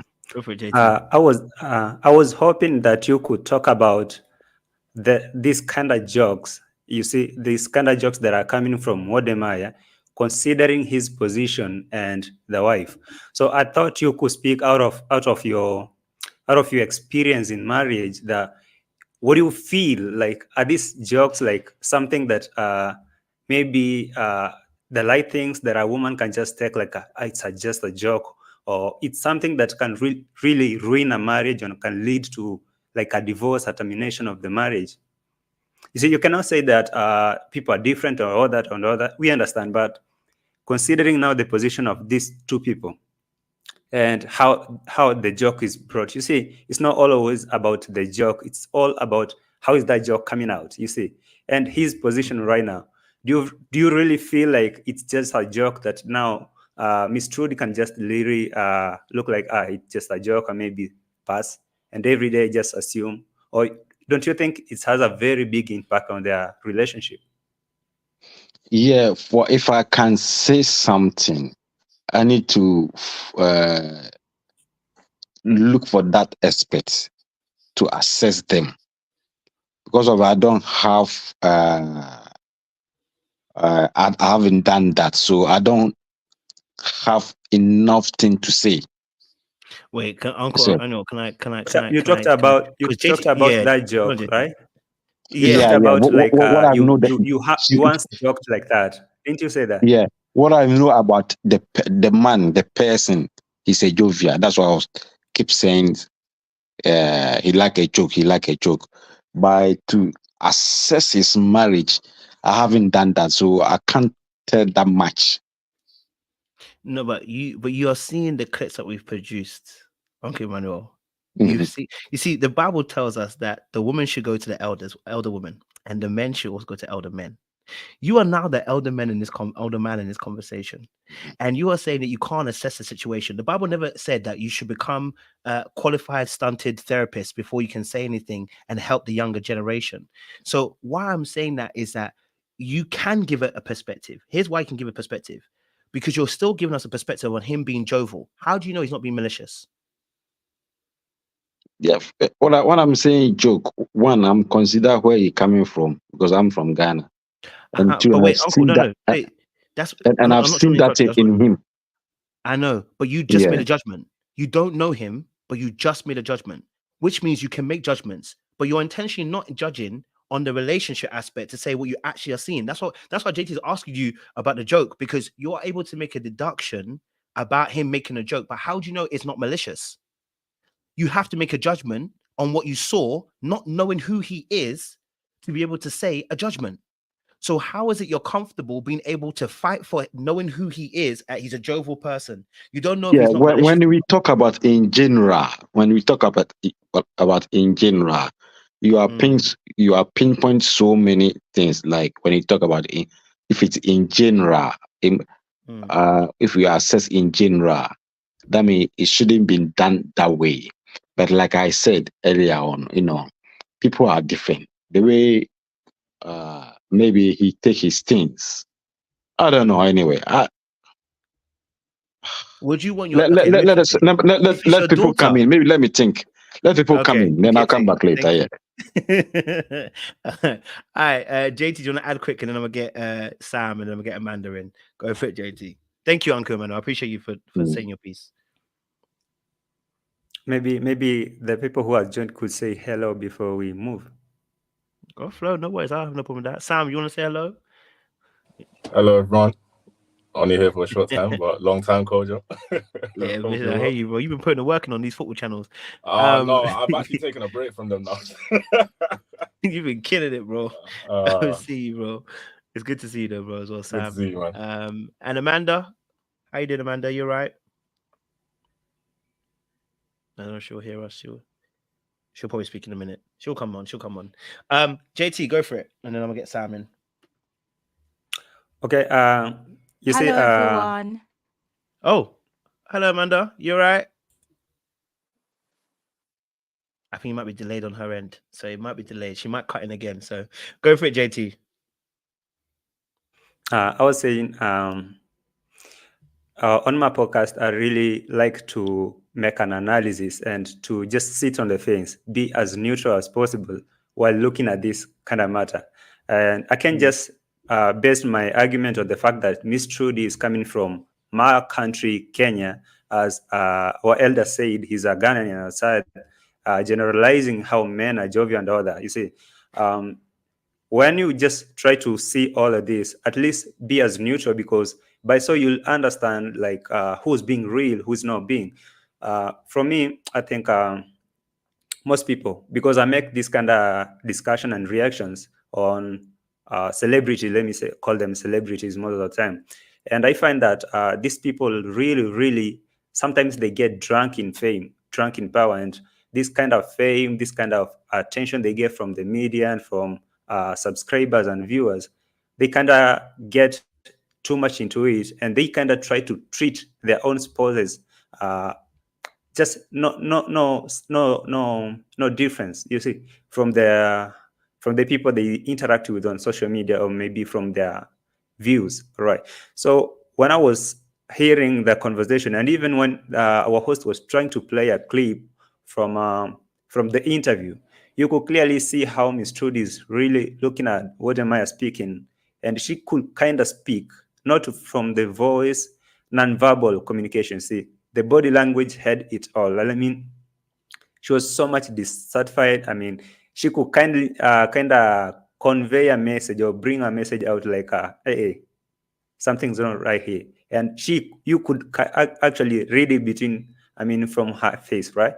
So I don't think we can just assume and say this is just a joke, or maybe Odema is trying to push her to see what's gonna happen. This can lead to a plunge. This can lead to a divorce. This can lead to something big. I saw someone like Wodemaya. I don't think he was a real Wodemaya. I really wanted to see if he could jump in and say something, but I think he wasn't. But I think these kind of people, most of the time, they either get together for 2 or 3 reasons, not just love and what we think.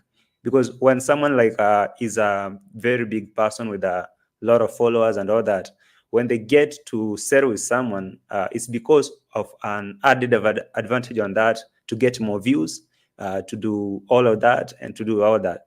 And the love part of it comes the last. From my own observation, from the people I've been assessing and analyzing, I think love and affection comes the last. They all do it for views. They end up settling together and becoming partners and couple. But they come to realize later that, oh, maybe we made a mistake settling together. We could just be making videos and doing that, and don't take this anywhere far. So I think maybe I should listen to someone else before I make my conclusion. No, I appreciate it, man. Thank you very much, JT. Great words in there, man. I hear that. Definitely. Sam, go for it. I mean, when I heard the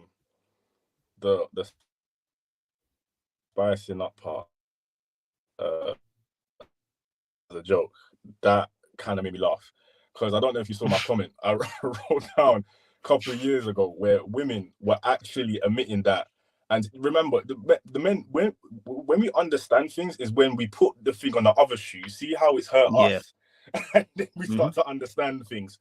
So I remember a couple of years ago, women were admitting that they will cause arguments with their man or with their husband intentionally, so they can spice things up. So if they were because they were bored.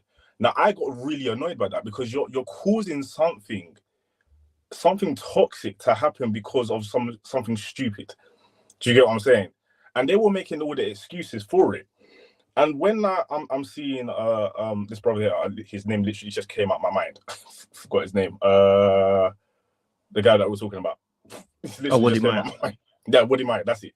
Wode Maya. And I'm seeing, wait, you're doing the same thing that I was complaining about when we were doing all those years ago when they were discussing it. Now, what I realized from it is that when I was looking at the women, that were doing it, they were clearly seeing that there was a lack in something. Now, they either were not satisfied in their relationship, or there was a lack in their relationship that they were trying to scream out something, but doing it in the wrong way. That's the same I can put to Wode Maya. Now, you can call it a joke, but sometimes we can say jokes and there's a little bit of truth behind it. And a joke can really push in something where it's like, I'm saying this as a joke, but really and truly, this is what I think about it. And for what I see is that, why would you cause unnecessary problem? What is there in the relationship for you to be spicing up that you see a lack of? That's my question to Wode Maya. Now, again, this is something that as JT said, I hope he would come up and speak on it. But that's the questions that I was ringing in my head. Like, why would you make that joke? Because we know that, and he's a very intelligent guy, and he's educated a lot of people. I mean, the first time I watched him was only recently when he went to Asafa Powell's house in Jamaica. So that's when I started watching a little bit of it. But why would you make that joke? Are you trying to drive home a message to your wife, or is it actually a joke? But even if it's an actual joke, what was your thought process behind the whole thing? It seemed very unnecessary, and I'm very sure he's not somebody that says things unnecessarily. He says things that has meaning behind it, and those were the questions I was asking.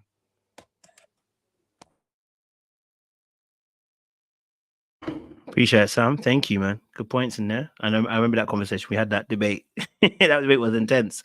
Yeah, it's good to see that the shoes on our foot now. I mean, I'm sure when we do another live about Kiki and you know who, what's her name? That young girl, whether she ended up beating her boyfriend and Kalani, they're gonna get on us as well. So we'll definitely have that conversation. Amanda, talk to me. What's your thoughts? I'd love to hear from a woman as well. You're married, you said, as well in the chat. So good to hear your perspective on how you viewed things as well. Hi, everyone. What I have to say is marriage is something that's so sacred. You have to treat it like an egg. You have to protect it. When you have the peace, go every length to sustain it, because both parties are coming into the marriage with traumas, okay? And you're trying to deal with it yourself, and then if the other party wants to add more fuel to it, the other person will eventually burn out. I had a friend like that, and when I watched that video of Wode Maya talking about when there's peace, something along the line, he likes to put some fire in, to get a reaction, something along the line he said. And I had a friend like that, I used to go to her house, and then her husband would tell me, oh, she's so calm. I want to get a reaction from her. So what he used to do was that he would pretend that he's talking to other girls on the phone, like girls that maybe the wife doesn't know, to get to see if she'll react, or, coming home late from work to see me. And she was actually reacting like that. And guess what? After how many years, my friend burnt out. And when she decided to say she's had enough, he got vexed. Then I saw that he was actually looking for a reaction from her. Is a way of him that he was screaming for an attention that was unnecessary. That attention that he was looking for, he wanted the woman to constantly be on the battlefield fighting for him, because that's what he's used to, women fighting for him before he got married. So he wanted that zeal to make him feel like he's still got it. And she left. She literally packed her things and left. And he turned it on her to make her feel bad for leaving. And I would say, when you have the peace, you are both in it to protect each other. The enemy is already wants to fight you two. He wants to fight the union. Why do you want to assist Satan to fight, one another? So I know that he means it. He means it in a harmless way, because the way he was saying it. But I would advise Wode Maya, please, please just be careful, treat your wife, make sure that you're doing things, you're putting her first in the things that you are doing. Don't make, I know you're famous now and your career's all boomed up and everything, but your first ministry is your family now. She is your ministry. You have to protect her at all costs. Because I heard in the interview of her saying she told her they shouldn't travel together because of their dreams are separate. whatever you can do to make sure your vision aligns so you can travel together, please do it. I don't know if you've watched this food traveler. I forgot his name. Wayne. I forgot his he's a very famous food vlogger. And he takes his wife and his son everywhere, all around the world to do the vlogging, you know, and it's to protect your marriage.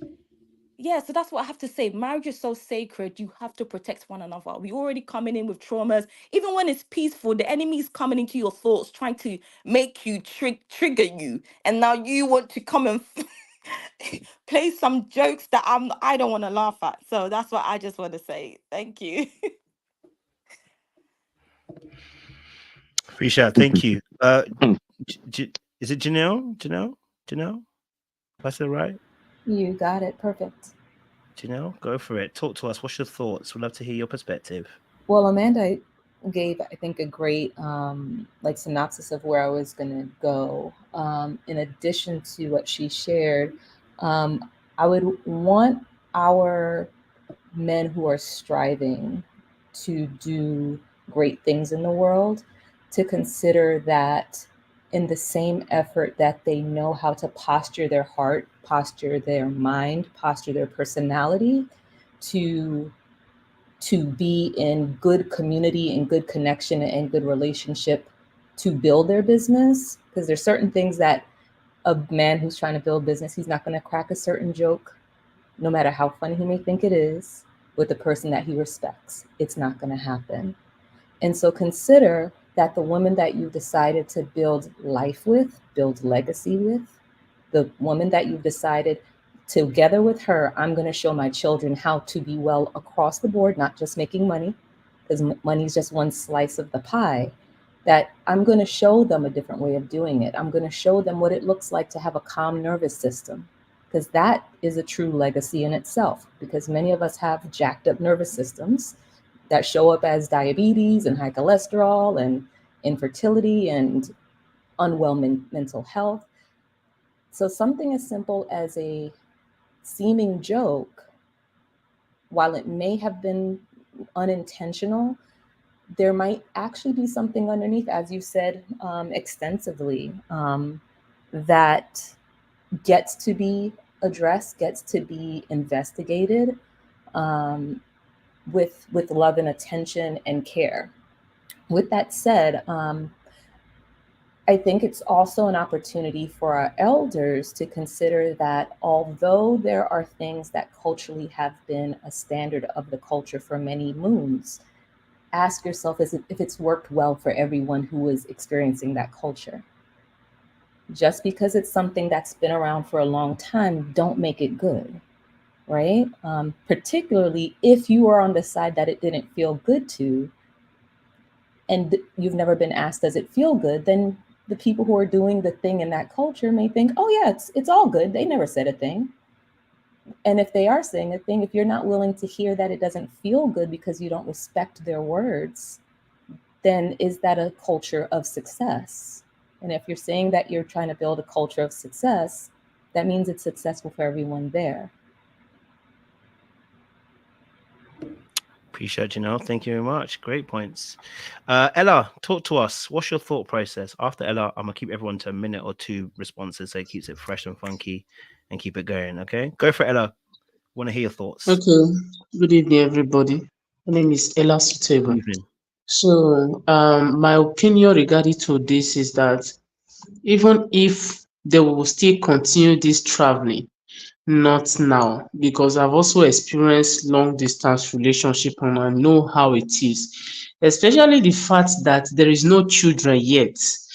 I tell you, that woman, forget about even the smile camera, that woman is going through a lot. So at this early stage of their marriage is when they needed each other very much. This is when that bond, that communication, that love, the love making, everything, the sex life and everything. If not, it's not going to be easy. And be that they are from different country, different culture. Hey, it is not really easy. It's not going to be easy. So it takes a lot of patience, understanding, communication. You understand? Because what A might see as offense in the other person culture is not offense. What A might see as insult, the other person culture is not insult. So it takes a lot of communication before you guys, at least there will be a balance. Not as if you're going to understand, Trudy is going to understand Maya totally, but at least there will be a balance. You understand? But for now, I don't think there is a balance. And it pains me, it breaks my heart that every time and every year that you see Trudy in every interview, you must see it that she is not, like there's something missing. You understand? She cannot hide it because remember she's an introvert, and being an introvert, you don't even have friends. Your circle is very tiny, it's very small. And now the person who you entrust, remember this is a woman who the mother was never there. You understand? The mother was alive as if she wasn't alive until she left. So she meeting Maya was like, I've met somebody who is going to fill that gap for me, and this is happening. So it's heartbreaking. And funny enough, this kind of a thing, there is no female to even complain to, at least maybe a mother to cry to that will understand you that, okay, this thing I have been through, this emotional absence and everything. So I don't know if Maya is even understanding. That is even the truth. You know, that kind of a thing whereby it's the only the woman that is going through all this tough time. The man is like, I dey live my life, you understand? So I don't know, because I really feel for her. You understand? So Miss Trudy, we love you so much. Like, I'm not even happy seeing all this thing. She can't hide it. Look at the interview. She's not hiding anything.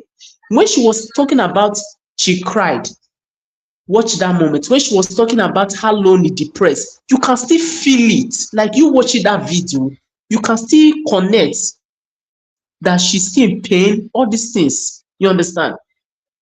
I don't know. But right now, especially this 1 year and few months, oh my, this is when they need to build a lot in their life. And right now, these things are missing. So I don't know. But for me, like even if they divorce today, you understand? It's not going to be like, it's even better because no children yet, nothing to tie them down. You understand? At least it's still very early for everybody to move on. I just, the one I'm seeing Maya, let me not say Maya is even moving on. You understand? Trudy is into Maya. You know that kind of a thing that a woman will love a man and the man know that without me, her self-esteem no there. You understand? Without me, her confidence is not there. I mean, they give her confidence. So Trudy is into Maya. To the extent he said, you know, when you love somebody, your life depends on it. Is somehow, you understand? So I just wish her the best. So another person can talk, then later on I can come up again. Can I ask a question?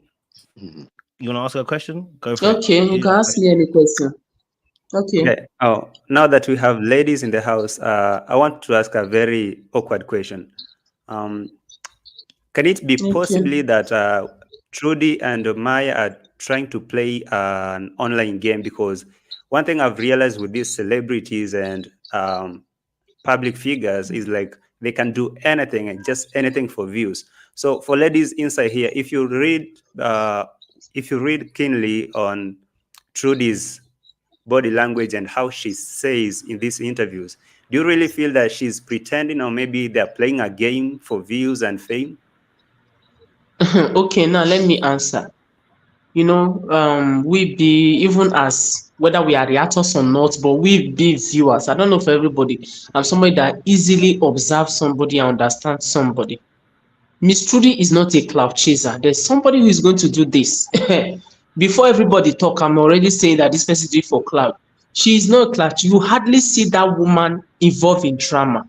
In fact, even when friends, people that she have helped on this YouTube, they betray her, she don't even want to talk about it. She's not that type of YouTuber that if you ask her about friends, she'll start shading somebody, start throwing shade. You will know that, okay, this person is talking about her ex-friend. No, Trudy does not involve in such things.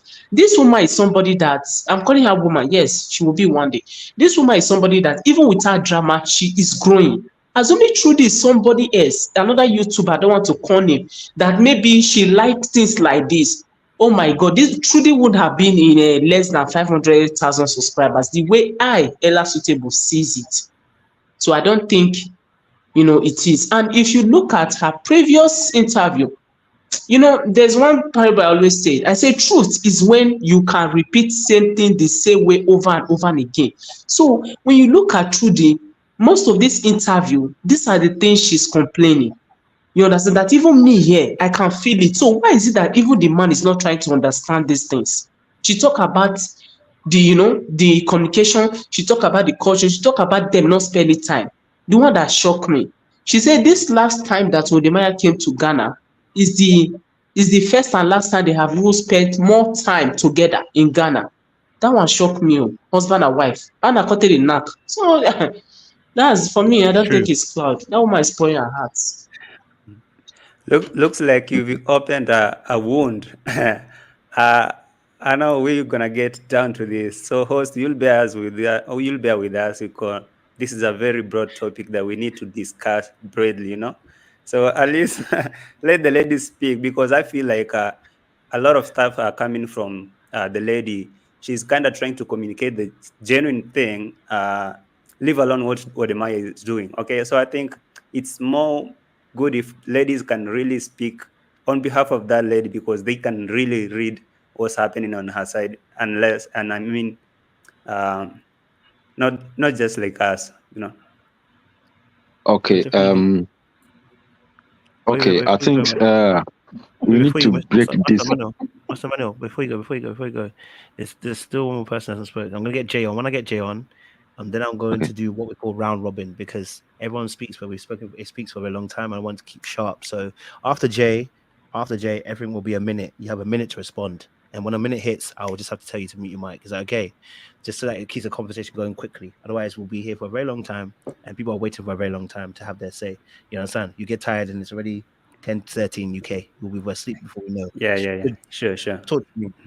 Jay, talk to me, and then Master Manuel, I'll let you go after I do a little advertisement. Go for it, Jay. Love to hear your voice, and then go for it.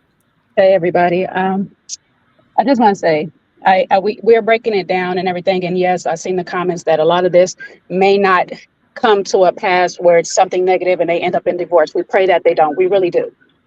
The wonderful thing, and I'm going to answer JT's question in this same thing, is I pray this is not some joke or whatever that they're doing for revenue. However, even if it is, just like many things we watch on reality TV, we watch in drama TV, dramatized TV, read script or whatever and stuff like that, we experience these things in real life. Art mimics life. Some of us are going through these relationship issues in real life, in real time. So when we have these conversations, it's because we need awareness of saying, you know what, if I want to stay in this relationship, what do I have to change? I see myself in this person. Kojo does an excellent job of breaking down both sides of the situation for us to see ourselves on both sides and say, you know what? That person is not the only problem in this relationship. I too am a problem. How do I fix this before I become a problem in the next relationship I get into once I leave this relationship? Because if I don't work out in this relationship, it's going to come to an end. And if I don't fix myself, I'm still going to find myself at an end of every single relationship. And I don't want to end to a relationship. So we have to look at this relationship as, what is the solution at the end of the day? These people, we can talk about how you marry in your culture and all this stuff like that. When you live in Black America, there's really one culture there. However, you still may have different walks of life. How do we merge that now that we are married at God's words and now become one? What I'm doing is I'm supposed to take the good from my culture and merge it with the good of your culture that benefits us both in our new setting, which is our new culture for our children. Everything that we do from this point on is for our future. So if we don't come together and we start communicating properly and saying, hey, I understand this is how you joke in your culture, but it makes me feel some type of way when you do that because I don't understand it. I didn't grow up in it. And if that person don't say, you know what, I hear you, and I'm gonna try consciously not to make you feel this type of way because I understand that you do not like it. And I love you that much to make that effort for you, not intentionally. And that's what the actual issue is with this problem. He's intentionally doing things to the person he says he loves that is negative. That part. That's a problem. And we got to own, he got to own that. He got to own that part. And she's intentionally allowing him to do it without voicing his her opinion on it or whatnot. And that's where me personally find myself and saying, you know what? I made that mistake not saying when it bothered me the first time. So that person can show me if they actually like me or not. And me not just accepting them for who they are and we loving each other for who we actually are, not just accepting the person. It's okay for me to sit there and say, you know what, that doesn't bother me and I still love you, but I need something more. Sorry. I'm so sorry. Disconnected from my thing. I'm in the car. But yeah, so I'll just end it there since God told me shut up. I'm gonna end it there and let the next person go. No, thank you, Jay. I appreciate it. Before anyone else goes, I just do an advertisement before I go. I let anyone else speak because, you know, we out here halfway through the conversation. Do you know what I'm saying to you? But it's been a good conversation, and I can't wait to hear more of you guys' thoughts and opinions as well. I know there's a lot that people want to say about the situation, but let me play my advertisement and we can get back into our conversation. Okay, all right, fantastic stuff. Hi everyone, I'm Amir Uni, your sales and marketing associate here at Ito. I'm thrilled to announce an exciting opportunity for our food lovers and adventure seekers out there. We at Ito are giving you the chance to win a trip to Accra for as little as $6. Imagine exploring our bustling street, vibrant markets, and our local landmarks that inspired our founding team to build Ito. You'll get to experience the rich history and culture of Ghana, the first African country to gain independence. But that's not all. The lucky winner could join us for Dirty December if they choose to redeem their winnings in December 2024. This month-long celebration is filled with vibrant nightlife, festive activities, and unforgettable moments. Picture yourself dancing and celebrating amongst the festive activities in Accra, soaking up and enjoying what it means to have a nightlife in Accra, Ghana. And of course, as a food enthusiast, you'll get to indulge in the ultimate African food experience alongside our co-founder, Margaret Deborah. From mouth-watering dishes prepared with authentic ingredients to exploring local food stalls, your taste buds are in for a treat. Entering the competition is simple. First, purchase a single ticket or bundle tickets. Second, share this competition with your friends and family to spread the word. And lastly, follow us on all social media to get more updates or chances on how to win.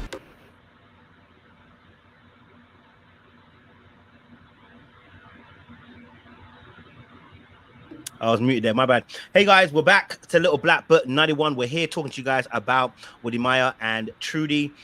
If you are listening, we appreciate you guys. Well, love to hear different perspectives around on this topic. And so we want to make sure that obviously everybody can get their say. This is a very important discussion, I believe, because I think a lot of this, when we talk about relationships, they are make or break of your life. You know what I mean? They really affect people's destinies. So we want to be able to hear everybody's perspective on this as well. So anybody here, listen, I'm going to keep you to a minute. Okay, I'm going to keep you to a minute. All right, so that's what I'm going to keep everybody to. If you've got a minute, once a minute ends, I'm going to tell you to mute the mic, you pass it on because I want to keep the conversation flowing. So make sure you got your point in your head so you can kill it. Okay, now, Janelle, before you go, I'm going to let Emmanuel go because he wanted to go before. And then I'm gonna get you in after Janelle, okay? Master Emmanuel, you said you want to say something. Go for it. You got a minute.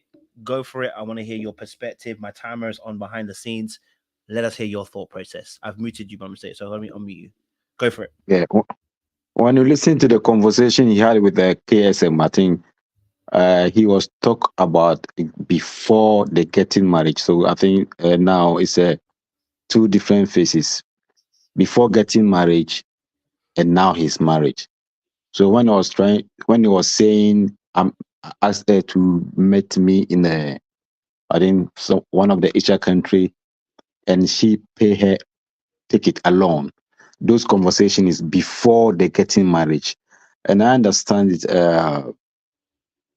When they get married, okay, let me talk about it. Wode and other people. I think Wode is someone who come to you. He want to do everything to get what he need from you. The videos. So I heard the lady was complaining before they getting married how he relate to other women, and I think now the lady knew that that's how he is. He trying to get his video done. and then once in again, I knew understand it because I've seen many pastors marriage go broke because of they have no time at home. No, you are doing the Having your job, time. you are doing whatever you do, but you need to get time at home. It's very, very important. So I think when you hear this video, Master Manuel, your time has gone. Oh. The time has gone. Time has yeah, gone. okay, you need to have a time at home. That's okay. That's what I can say. I mean, okay. No worries. Thank you. Janelle, go for it.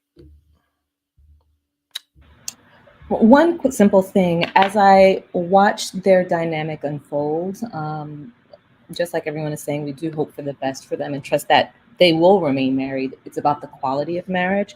And so the one question that comes to mind is I'm curious about like what agreements they've come to about what home feels like for them. If they've even had that conversation, what does the temperature of home feel like? Where is home? How does it feel in their body when they are creating home together? Sometimes we just simply think love is enough, and love is just like the entry point to then designing home and designing the couple experience and understandings of what the purpose of marriage looks like, therefore what home even looks like. And so what we're seeing may represent home for many people, but is it the home that they desire, or is it the home that they simply are playing out because it's what they've known? And if not, this may be just a great opportunity, especially early on their marriage, to start designing what home actually looks like with that one question of what do we want it to feel like when we come home to each other? Thank you. Appreciate it. Yep. Sam, you want to go? Right, I wrote it down so I can at least go fast with the points. All right. Okay, we're gonna start it now. All right. As people, when we're watching this, we automatically go to the worst situation with divorce. We have to remember it's still a young marriage. They've got a lot to learn. I just pray for the best for their marriage. Trudy does need to speak up. Now, I don't know if she's already spoken up to him about how she feels, but she does need to speak up. But my last point is that Wode Maya actually needs to read the room. Now, as men in a marriage, what I believe is that you have to allow your woman and your wife to be comfortable, to be happy, to be in. And I'm not saying bend your back to bend to your wife's knees every time, but what I'm saying is that if you see your wife is a little bit uncomfortable, she's not happy in certain situations, and she's not speaking up about it, ask her, give her the room to express herself. Maybe she might be sad this one day. Ask her what's wrong. Like this, because it's clearly something that's missing with her, but she Wode Maya needs to allow the space for her to do. Covers up, my brother. Thank you, sir. Appreciate you. Let me get one of the ladies in. Ella, talk to me. Thank you. We got a minute. Let's go. Oh, I don't know if she can hear me. Ella, are you there? Please, I didn't get the question. Oh, there's no real question. We're just sharing our thoughts, but I'm giving everybody a minute because I wanted to keep it pacey and swift. Okay. So there's no question. Okay, Just like add in your thoughts. like this interview immediately after the marriage that Wode Maya said he never wanted the marriage that fast, that sudden. He never wanted the marriage that sudden. That it was Trudy who asked for it. So I feel in that way he has accepted himself that Trudy is the desperate one. And you know this kind of a thing, once you have spilled it, it's already there. Internet never forgets. So look at me now, I'm not referring to what Wode Maya said. You get. And Trudy, like she said she was in love and she was into Wode Maya that much. So you see, at that moment, she wasn't thinking about the cultural difference. She never knew because she was in love. The fufu now that she is complaining, she never thought of it then because she's in love. The everything, the greetings, the way of life, everything that she's not complaining, she never thought of it then. Why? Because all she knows is that I'm in love with this guy and that's all. So now it now look as if she is complaining too much. But even if they spend 10 years together, there will still be some cultures that you cannot fit in. There will still be food you cannot still like to eat. You understand? So I just Yes. pray Hello. because Sorry, it's time. obvious. Yeah, okay, my time is up. Okay, no problem. Sorry. No worries. Thank you, Ella. I appreciate it. And I love the addition that you added in there as well. Amanda, talk to me. We'll extend Oh, the time in a second or two after this round. yeah. Yes, go for So, Amanda. yeah, so nothing much. You know, we don't wish them bad. We just wish, because this platform is good for people to learn. I've learned so much from this platform about, you know, what I By can do grace. to make my marriage healthy and things like that.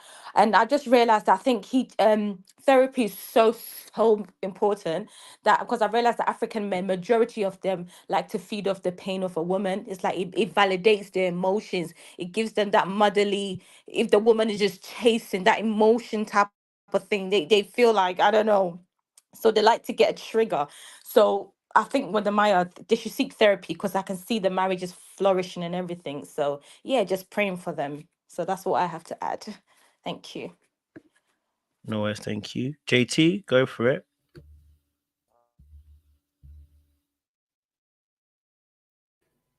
Okay, for me, I'll just say something.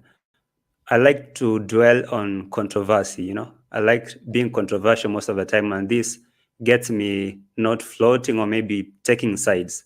For me, I think there is so much to this that we don't see, and so I can't just quickly conclude that maybe Miss Trudy is going through a lot in the hands of Maya or something. Or I just can't say, oh, Maya is doing something, or maybe Trudy is doing something. If the relationship or marriage is toxic, there's only one thing: get out. And the fact that she's still there and complaining while still there talks a lot. So I kind of have a lot of questions to ask. Why she complaining and she's still there? What's all this about? And the answer is still between the two. And I can say, if this thing ain't working, she should find a way out as early as now, before any other attachment. And if it's not, and if it's working for them, then they should stick and solve. But because they came to public and they publicly brought their relationship to public, then there's nothing we can expect to be private about them. So this is them, and this is what we should expect from them every moment they come online. It's part of the game, if you all understand what celebrities do. So that is what I thought. Thank you, JT. Okay. Mr. Nice, you get a bit more extra time. I know you haven't spoken yet, so we'd love to hear your perspective. Go for it. Yeah, can you hear me first before I start? Yeah, we can hear you. Good. Okay, great. I wish I'd known about this live stream earlier. Coming in extremely late, so I don't know the whole context, but basically from what I'm hearing, and I do know Wode Maya on a personal level. We've had a falling out back in 2019, and I had actually interviewed Trudy back in January of 2019. Me and my wife met up with her in Nairobi. And then the next month, in February, she met up for the first time with Wode Maya in Ethiopia. Of course, they were speaking to each other on IG. So basically, the things that I don't want to get into, the things that I know about him, but the thing is that they're both married. They went ahead and made that commitment. I just have been married for 18 years since last month. So I celebrated my 18th, anniversary last month, and with my wife. So, and we have a long distance relationship. Now, a lot of people have long distance relationships, and thank you very much. I appreciate that. But what we see between them two is it's kind of strange, because they're playing games. This has been done before. There have been people who have created rumors based on one or the other saying just one thing and blown it out of proportion. But then there's been other times where pretty much you can tell they're pranking their audience. But at the same time, Miss Trudy just had an interview not too long ago, I think it was in Ghana, where she was saying that, people will send her videos and IGs and all this other stuff where Wode Maya is getting a little too close with this woman and that woman. And that starts to weigh in on somebody. That starts to weigh in on a woman, because now she's got to think, is it true? Like, she totally trusts him and everything like that. But still, that puts something in your mind. I have a wife. If she sees me talking to somebody, she's going to start. I mean, we've had our conversations. She's going to start thinking things. But at the same time, she trusts me and stuff like that. So I don't go around, bashing Trudy and Wode or anything like that. What I do look at is, I hope this is not a prank. I don't think that it is, but if it is, it would not be a good one for the audiences that are watching both of them. It would be very disingenuous if they did that. I can also give an example. What could possibly be a prank right now that's very popular on YouTube is with Mr. Beast, with all the allegations that are coming against him right now. I would rather it be a prank than be true. However, the fact is, if it is a prank, then it would be a very sick prank. So people, people can take pranks, but when you go to a certain direction with a prank, it becomes very dangerous to your reputation. It becomes, very dangerous to how people think about you. But at the same time, let's look at this like this. They're married. They made the commitment. They've been married for a couple of years now. We got to wish the best for them. Like I said, no matter what happened between me and Wode back in 2019, it has nothing to do with Trudy. It has something to do with something totally different. I would like them to actually work it out. If he needs to be with her, he needs to take her on more of his trips, then I would expect him to actually do that. He has the means to do so. And if you have the means to do so, why not? She's a travel content creator. Why just take her and on a few trips, or why meet her on an island, do a few collabs, and then separate so you can go to other places? I mean, to me, it just doesn't make any sense. And a lot of people, are looking at her a lot of times, that she's acting out, she doesn't feel good. She's stressed out. I can see all this.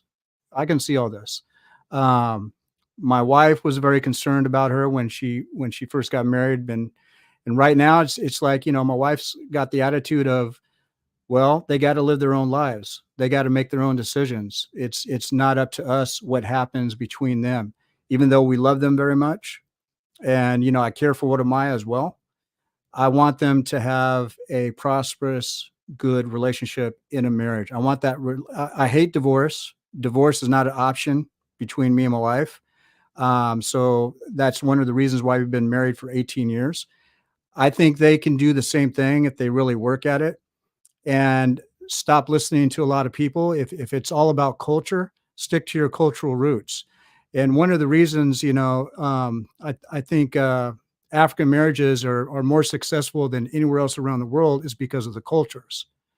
No matter, if it's a bad relationship within the relationship, I think culture has a lot to do with people sticking together, but also at the same time, they need to respect each other. They need to respect themselves in order to respect each other. And that's really all I got to say. Thank you. I appreciate Mr. Nice as well. You can't drop a bomb like that. You can't drop a bomb like that. We can't ask some question. Now, I want to be careful what I ask because I don't want to expose everything. But I want to be able to, you've been married for, you said 19 years?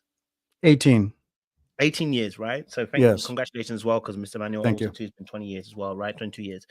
So I want to know, because our original question of what we started the conversation was based upon the video that I was playing and then showing them that there was a part where Mr. Wode had said that, he intentionally provokes his wife almost to anger so that he can have those spicy moments in a relationship. That was one of the things. And then we saw her body language when he was talking. I felt like the body language was not responsive to what he was actually saying. I think like she disagrees, but didn't want to outwardly disagree. Then we see her interview in Ghana, and then she obviously begins to, I will quote unquote say, overshare some information as well. And that information is about how she wants more time with him. And I think whenever a woman starts, this is my thing as a man, and I'm not married, but just dealing with women on a general basis and then coaching them for the last 4 or 5 months, when women start to whisper like this, where they can come on a national platform and then say those things about their marriage, it is actually, even though we're saying it's a whisper, it's actually quite loud. It means it's actually further along than actually we would like to admit. Right, because she's now voicing it out loud to someone who's not you. Do you get what I'm saying to you? I don't know if that would be. Am I correct in my assessment? You're married, so you might have a better perspective. We'd love to hear your perspective as an elder as well, who's been married for a longer time. Am I correct in my assessment? Is there something more we should look at? Give us your perspective. Definitely. And you just made me thought of something that I told somebody else. A good friend of Kenya just got married to somebody else in another country. I would rather she had stopped doing these interviews, to be honest with you, because it's really their business. And she doesn't need to actually share with anybody in the public, because I rather not talk about this. I'd rather not listen to it. If people have marital problems, you know, and they're considered like celebrities, whether it's on YouTube or some other platform, I would prefer that they wouldn't share that information. I know some people share that information so that could be part of their content, and they're actually going through real problems. And I don't know what to call that, but to me, I think that's there's a little bit of sickness going on in somebody's heart when they do that. And you can see, you can hear, you can tell that they're suffering. I'd prefer that they would stop sharing that information. And if they're seeking help outside the marriage, you know, go ahead and express what's going on to that person or those people or that group. But to bring it on media, people are going to make all types of content. They're going to give all kinds of opinions. Some people are going to be genuine about wanting to help you, but a lot of other people are not. So just personally, when it comes to a marriage, I think people should respect their marriages more, and this is my opinion, and not bring it out in the public like that. If you have problems and you can't work it out between the two of you, seek help. And I did see a comment saying that divorce is an option. Divorce is an option only in one category for me, and that's adultery. Separation is also an option if the spouse is a tyrant. Okay. But when none of those things are going on, to me, just my personal belief, divorce is not an option. So that's why I said that. That's fair. No, I rock with that. I rock with that as well. And thank you for sharing that as well, Mr. Nice, as well. I think, because like I said, this whole, for me personally, when I did my first breakdown, it was not to say that they should divorce. It was to say that we better the behavior that I'm seeing on my screen is problematic, and if it's left unchecked, it will end in a divorce. And I don't think any of us want to. Well, I'm not saying any of us. I don't want to see them divorced. You know what I'm saying to you? Like, I don't want to see them divorced if it can be saved. It doesn't make sense. These are relationships, and that means we have to work on those things. And sometimes we have to work on ourselves. And I was looking at it going, he's already accomplished in conquering Africa and bringing so many people inspiration. And sometimes we can be so inspiring to others and forget that our partner needs that same inspiration. They need the best of us as well. And so I was looking at it and I was like watching, like, from both of their lips, right? They both said some things, and the thing is this: if you're on the internet long enough, we're gonna find something. It's just reality, right? So for instance, she might not have said anything during that video where I said the video where I said where he said obviously about the spy situation, right? She doesn't actually really say anything in that video, but her body language, I've seen her in her previous videos, right? And I'm new to it. I just went searching. I watched a couple of hours of content before I went to speak about it. And I was like, this girl was so vibrant, energetic, full of vim. And I'm looking at this woman going, something's happened, because the energy's gone. Right. I don't see it. You know what I mean? Yeah. I want to say something to that. You know, like even, you know, I only met her in person one time, and she was a very respectful young lady in person, very polite. And she's basically, you know, we came together to talk about YouTube, basically is what it was. But she's very respectful. She was very relaxed. She's basically her cheery self. But after the marriage, I would say probably, I would give it about 12 months. I noticed that went away. It went away in a lot of ways. It just wasn't there anymore.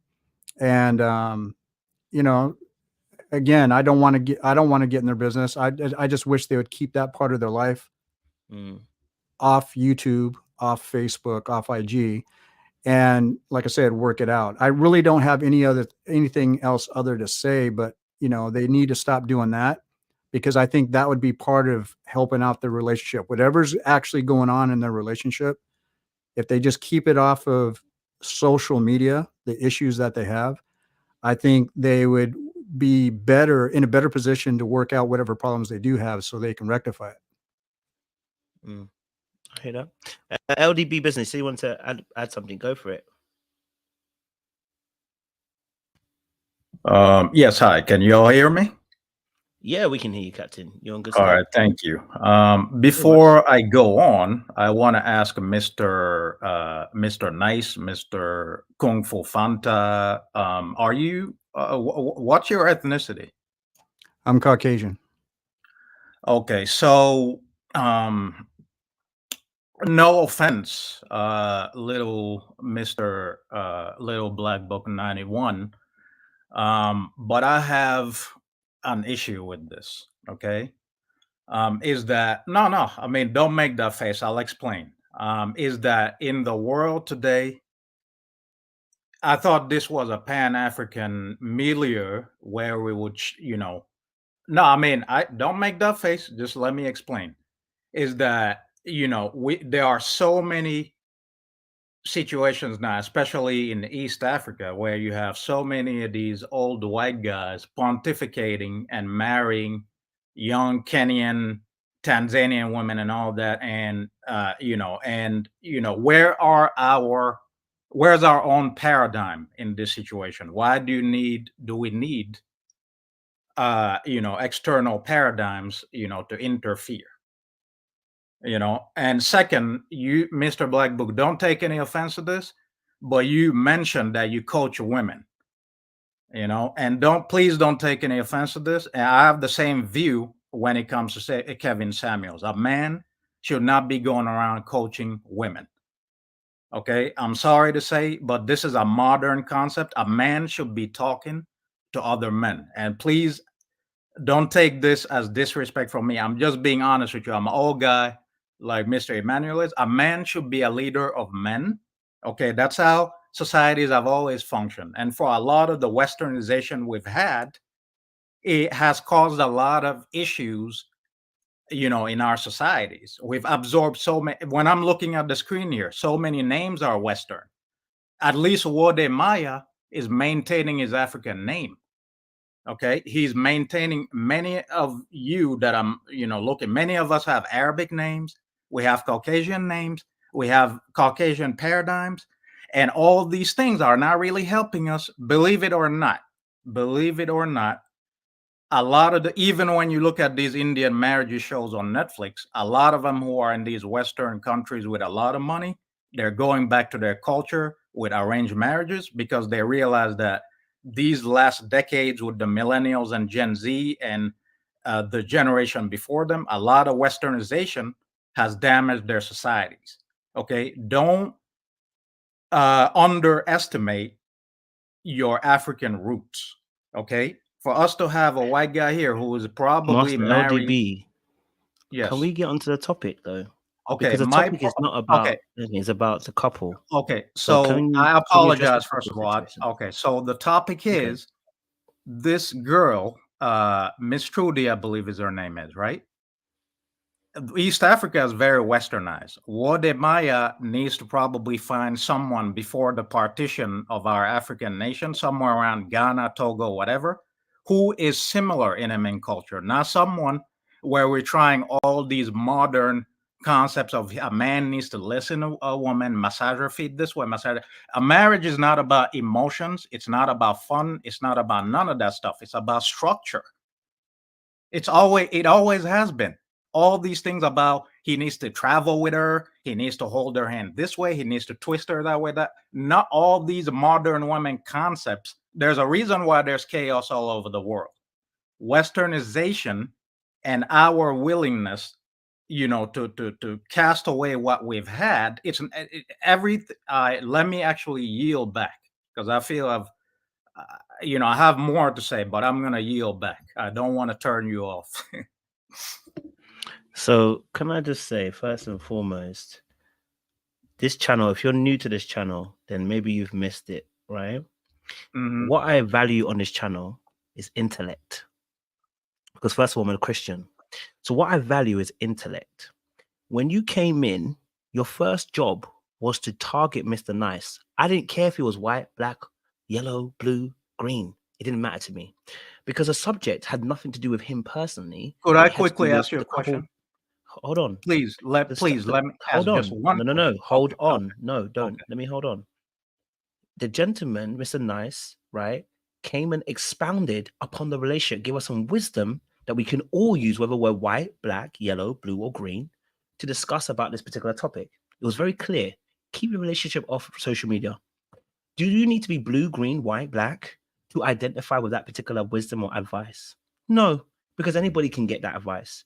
You decided to come in, and instead of actually having a conversation, you wanted to be a to provoke almost. And I find that annoying, because this is not what my platform is about. It's about having an educated conversation You about relationships. misunderstood And me. how we I can solve it. apologize. No, hold on. So my thing is this: if you're gonna talk, I want you to focus on the relationship that we're talking about. It's divorce. The real reason why Wode Maya will end up losing Miss Trudy, not about whether someone's white, black, African. No, what I'm saying is relevant, because it's not that's relevant. in his culture. Hold on. I can agree with him with what he's saying. I didn't need to know what his race was. You brought race into it. So what I'm gonna need you to do is I'm gonna need you to stick to the topic. Because if you go again onto race again, I will X you from the conversation. This is a warning that I'm giving you. The reason I'm doing that is because I want anyone else who doesn't want to come in to have that same mindset. I want to stick to the actual topic. It's about relationships. I don't hate white people. I have many white. I'm not saying. Wait. Pause. Yeah, Let me finish. I'm not saying you do, right? But first and foremost, I coach black men. I have some white women too that reach out to me. I have some Asian people that reach out to me. I have people of different races that can reach out to me, right?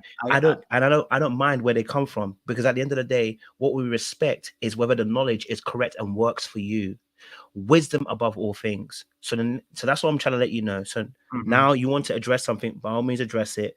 But we don't need to be talking about race. We don't care about that. No, I get that. I live in a Western civilization as well. It's just a point I wanted to make. For instance, if you're in Arab society, you're never going to see Arab guys that are discussing, and all of you in the chat, by the way, who are coming on me with the comments, I answer this honestly. Are you going to see Arab society with their relationships bring in white men? It doesn't matter. What's your point on what's your opinion on Wode Maya, please? I don't want to hear about this anymore. I know that you're uncomfortable with the conversation, but I respect. I'm not uncomfortable, bro. As well. I'm not uncomfortable. I've just told you the same thing. We don't care about the race, bro. Right. If you consider yourself to be an intellect, then reason with intellect. Don't bring the race thing, because it's got nothing to do with the race, although it does count here. I don't want to hear it. Talk about Wode Maya. Race out. I'll tell you this. Can I just answer him one thing? Maybe he needs an answer. Let me finish his point. Let him finish his point. I don't want to. No, you can ask me. You can ask me. No. You can't ask you. It's my channel. I don't care about your answer. Answer what you need to answer about Wode Maya, or leave it alone. I'll just kick you off, because I don't really care. I personally don't. Okay, but so don't do you want to answer about Wode Maya? Don't take it bad. I'm not taking it. I'm gonna say it one last time before I X you. The Wode Maya thing, or not? The Wode Maya thing. I think, in my opinion, he needs to leave her. It's not as great as he is a guy. He needs to leave her. They need to split, because the cultures are simply too far away. And that's I'll let JT go. Thank you very much. JT, please don't ask me any question about race. I don't care about it. If we want to talk about it, let's stick to the topic we're talking about. Yeah. Okay. I thought that man needed an answer, so maybe I can just pass that and go straight to that point, right? Because he was trying to compare us with some other people. Oh, what do you say? I personally, I don't care about the race thing. I think we're now going to diverge. I want us to speak about the relationship. Let's stick to it. Don't worry about his answer. It's not important. Let's stick to that relationship. So this is us. This is us, and Wode Maya is part of us. These people that we're talking about are us, and these are kind of the things and kind of challenges that are affecting us. So we're looking at this from a society or maybe a community part of view, because these are the things that we live with. So yes, there are a bunch of stuff to discuss about, but based on it's like a reflection of what's happening in our villages, in our homes, you see. So I said this from before, and I'm going to repeat it for the sake of it, that when it comes to this relationship and marriages, it doesn't really matter if this person is a YouTuber, a public icon or something. immediately. And after, I mean, from my own observation, I do this kind of analysis from all over for a lot of, I can say public icons. Most of them, if not 90%, maybe let me say 80% of them, when they bring their stuff, their relationship and marriage to public, and they bring it here, this is the exact place where conflicts are solved, breakups are done, divorces are filed and done. Everything is announced here.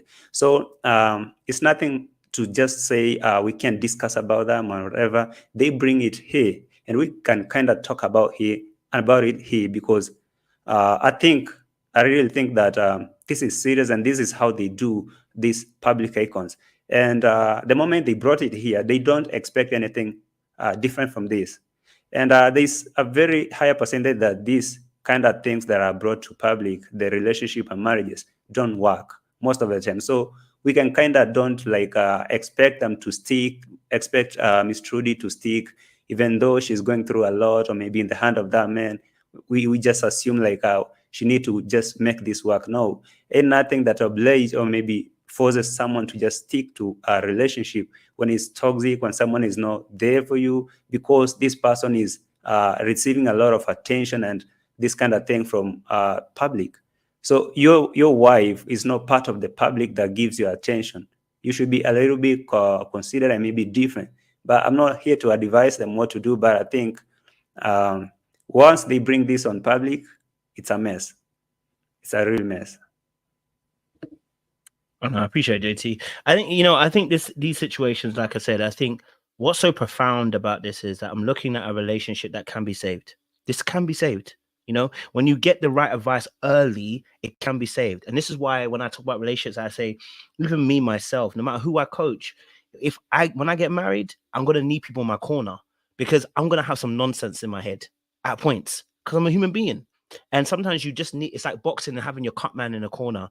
You need sometimes someone to say, listen, bro, like what you're doing right now is affecting your relationship, right? That's both men and women. They need sensible, wise people in their corner, letting them know that actually what you're thinking about isn't that big or it's not that small, right? And I think, like I said, this situation can be saved. We're just at a point where the reason why we know, and it's not even just, it wasn't just Trudy who said something. It's because of what Woody Meyer also said as well, that we're taking into account what's happening in that relationship. So it's really about, again, once more, getting help early, because if this stays on the trajectory it's going, people are going to get hurt, and then people are going to be frustrated, and then relationships end up breaking apart, right? When it can be saved. This requires an extensive amount of time of work, self-development. This is what, if I was to have Woody Meyer, would be starting to do some belief work. Would start looking at the insecure attachment styles that he has. We'll start looking at the way that he reacts to having peace in his life. Why are you reacting like that? What does it mean for you? We'll go back into childhood, because that's what I do a lot of the work. We go back into childhood and start asking questions about how did you grow up? Because we need to understand where you're coming from to know where you're going to. Right? Because we oftentimes replicate the patterns that we have seen. As someone said it really beautifully, said, you're only going to sing the same song you heard. You're not going to sing a different song. And so what song did you hear when you were younger? So we can understand where you're going to, because I don't want to label Woody Meyer as a villain, and I'm not labeling Trudy as a villain. I'm saying that what I'm seeing is a problem. And if we don't nip it in the bud now, what we're going to see is a marriage that's broken, and it will be divorced. And actually it could have been saved. So we really need to look at some of these behaviors and say, look, okay, just change that a little bit here. Look at this differently. Relate to your wife in this way. Relate to your husband in this way. There has to be areas of what we call negotiation when it comes to relationships, right? There's negotiation when it comes to relationship. And just because many of us are Africans, so we know this, right? Just because some of our parents stay together for 25, 30 years, some of our parents are not even happy. So staying in it is not the objective. I'm not even trying to stay in it. I'm trying to thrive. It's like living in this life and being broke. Well, at least you're not dead. Well, my friend, but you're broke and life is not sweet, right? So we want to thrive. I don't just want to survive. I want to thrive. I want a marriage that's going to thrive, which means there are certain behaviors that we need to really want to promote so that that marriage will thrive and not just fall flat to us trying to survive and say we've made 25 and 30 years, but yet you're looking at each other and you don't even want to sleep in the same bed. You don't even want to be in the same room. You don't even want to be close to her. And do you know how the mark of when a marriage is really, really good? you can tell because of what happens to the kids. And many of us come from homes where we have two parents, and we can tell you stories that it's not happy at home, and it affects you. So whether the parents are arguing or not, you can tell when the parents don't like each other or don't love each other, how it affects the children too. So the whole point of what we're really saying is, I don't want to see them break up. I think that's what Mr. Nice was saying, the same thing. We don't see them break up. Jay said the same thing. We don't want to see them break up. JT, you said the same thing. We're not trying to see them break up. We want to say that, hold on though, there are some things that are happening. We need to correct it and course correct so that we don't go the wrong way and then we end up breaking something. Jay, go for me, and then I'll get Mr. Nice to respond, and then LDB will get you on as well. Go for it, Jay. Now, I don't want nobody to take this as an attack, but I just do find it really funny how, like, you just went down the names of everybody who want to see them stay together and work it out, thrive in their marriage. But one person who came on the attack for not being within the color community, so to speak. You know, we're here talking about staying in a marriage. It has nothing to do with being in different cultures or none of that. Those were the outside additives that come in and help sometimes tear it apart. It A marriage. absolutely does, And how, LDB, no, hold on, bro. Go on, Jay. Continue, please. again, like I was saying, those things are additives that can help break down a marriage if not resolved early enough. If we don't come together and say, hey, from your background, when it comes to Christmas, what do you expect? From your religion, when I dress, how am I supposed to, or whatever. When we don't have those discussions early in the relationship, in the foundation part of it, when we're building this house together, our house eventually is going to become a money pit, because now we're putting a bunch of money into how do we fix this problem? How do we fix that problem? How do we fix this problem? Instead of sitting there with each other, going over the floor plans and saying, how do we make this the most perfect structure that we possibly can as two imperfect contractors coming together to build us a castle for our legacy? So when I say, again, and you probably wasn't here, Eddie, earlier, I said, sometimes we have to bring the good in each person's culture and make it a new culture for our own. I take a little bit from yours, you take a little bit of mine, and we blend those things to make it work for our now new culture under God. We don't break up under God just because today my culture is doing this thing and yours have a festival over here, so we can't go to both the things at the thing. We don't sit here and break our covenant with God for that. We figure out how to work that out. Your only agenda that came in here for this couple is he needs to separate from her. That's the least solution. Just like we don't want divorce. We don't want divorce. None of us wanted divorce. You came with the only solution of he needs to separate. Okay, they separate. Then they go into bring the same problems into the next relationship. Guess what? Same culture. But if I bring my same attitude in this culture from the last relationship to the same culture, and I get a woman who feels this type of way about the same thing, even though she's in my culture, guess what? It's still going to be the same problem. I'm gonna have the same results because I'm not learning tools of successful relationships. I know a successful singleton. I know how to be a successful player out here in these streets. But when it comes to a relationship, who's guiding me? The person who's leading me to divorce, or should I listen to the people who have 15, 18, 20 plus years in this game and figured out every single decade how we do this? How we come back every single. My auntie just celebrated her 44th anniversary. And the current thing she told me is, we just sat down again and realized where we at today and how we make it another 44 going forth. Every so often we check back in and say, where are we today? Because I might not be that 20-year-old young lady that you met back then. So do you still love me today? How do I make you, convince you, or whatever it is I need to do to see me as I am today so you could figure out how to love me in the now? That's what we're trying to figure out with these people. As she goes through her changes, he goes through his changes. How do we change together as a unit still and continue to grow into the next level and next chapters of our relationship? Please allow me to respond to the attacks. I'm not letting you respond to nothing. Wait till the Mr. Nice speaks, and then you can go after. Mr. Nice, go for it. Are we on final conclusion or? No, we're just having some thoughts about the relationship and sharing Okay. some solutions and stuff. Go for it. Okay. Yeah, I my thoughts on the relationship is they already shown us the opportunities that they have successfully achieved on YouTube, as well as IG and now Facebook. I think that what they could do is, once they get their personal problems, straightened out, is that they can push their combined efforts together. Because when we first seen them, they were together pretty much everywhere they went for a little short time. I think, and that was before they got married. I think if they continue that while they're married, be a husband and wife team, travel vlogging, they still have their separate channels, but it's a collaborative effort. They can show how a YouTube relationship can actually work. They came together because of YouTube, which a lot of people do, and a lot of those relationships don't work. And I don't want this to be one of those. I want them to actually work the relationship to where it can work, and then show us the good stuff that we want to see from both of them. We want to see them happy. We don't want to see them stressed out. We don't want to see anybody coming in and trying to create a wedge in their relationship.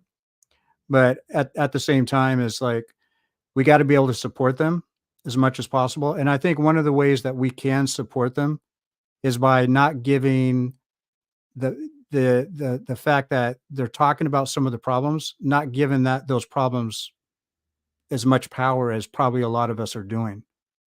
And I think that would be better for them, and it'd be better for other people. It would set a good precedent for other people.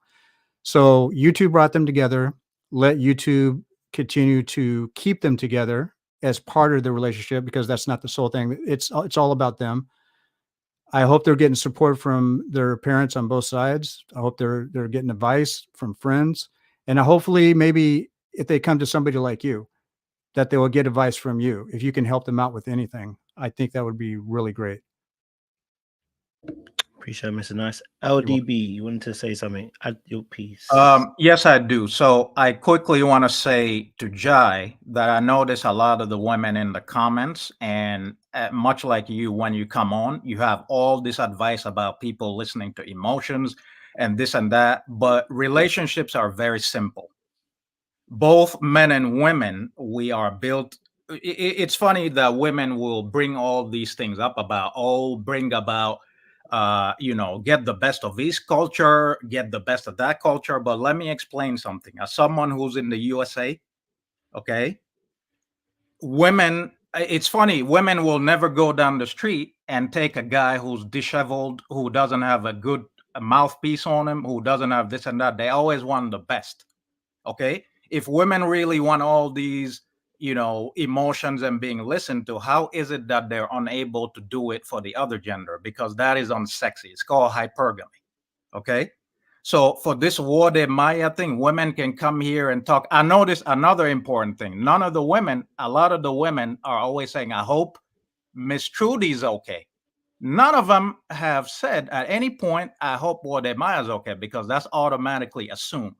And I see the smiles on your faces, Mr. Little Black Book and Mr. JT Podcast, because deep down in you guys are smart men, and you know this. Okay. I know that. No, you are. And so one thing is that for Mrs. Jai, with all due respect, I live in America. Women say all these kinds of things, and women have a hard time. For a man to want a woman, to marry a woman, he has to know that the woman can follow his plan. It's that simple. Men are very simple creatures. We are logical. We like women who look good, and women who will follow our plan. That's what makes the difference. Okay, for the Mr. Nice thing, I have women in my family that are married to white men. They will say that a black guy without money is a pookie, needs to be discarded and all that. But when it comes to white men, I've had women from Africa. I'm African, of African origin, right here in the United States, came here with no money. They've been here with white men with house. The women have had houses and jobs and all that, and they kept those dusty white men. At no point did they lose attraction for those white men. Why? Because there's courtesy. Let's go to Wode Maya right now. Okay, so you're doing it again. You're right. I veered off the topic. Going back to Wode Maya, Miss Trudy is not gonna be with any old Ghanaian any old Ghanaian walking around. She's only going to be with him is gonna be if he maintains she would want to be with him if he maintains his status. Okay, we can talk emotions all day long. Attraction. If you say you coach women, Mr. Little Black Book, which you do, you know attraction is a very simple thing. We can pontificate, talk all day long, but it's a very simple thing for men and for women. For someone to remain in a relationship, they have to have attraction. And for men, it means this. For women, it means that. At the end of the day, that's all that's gonna matter.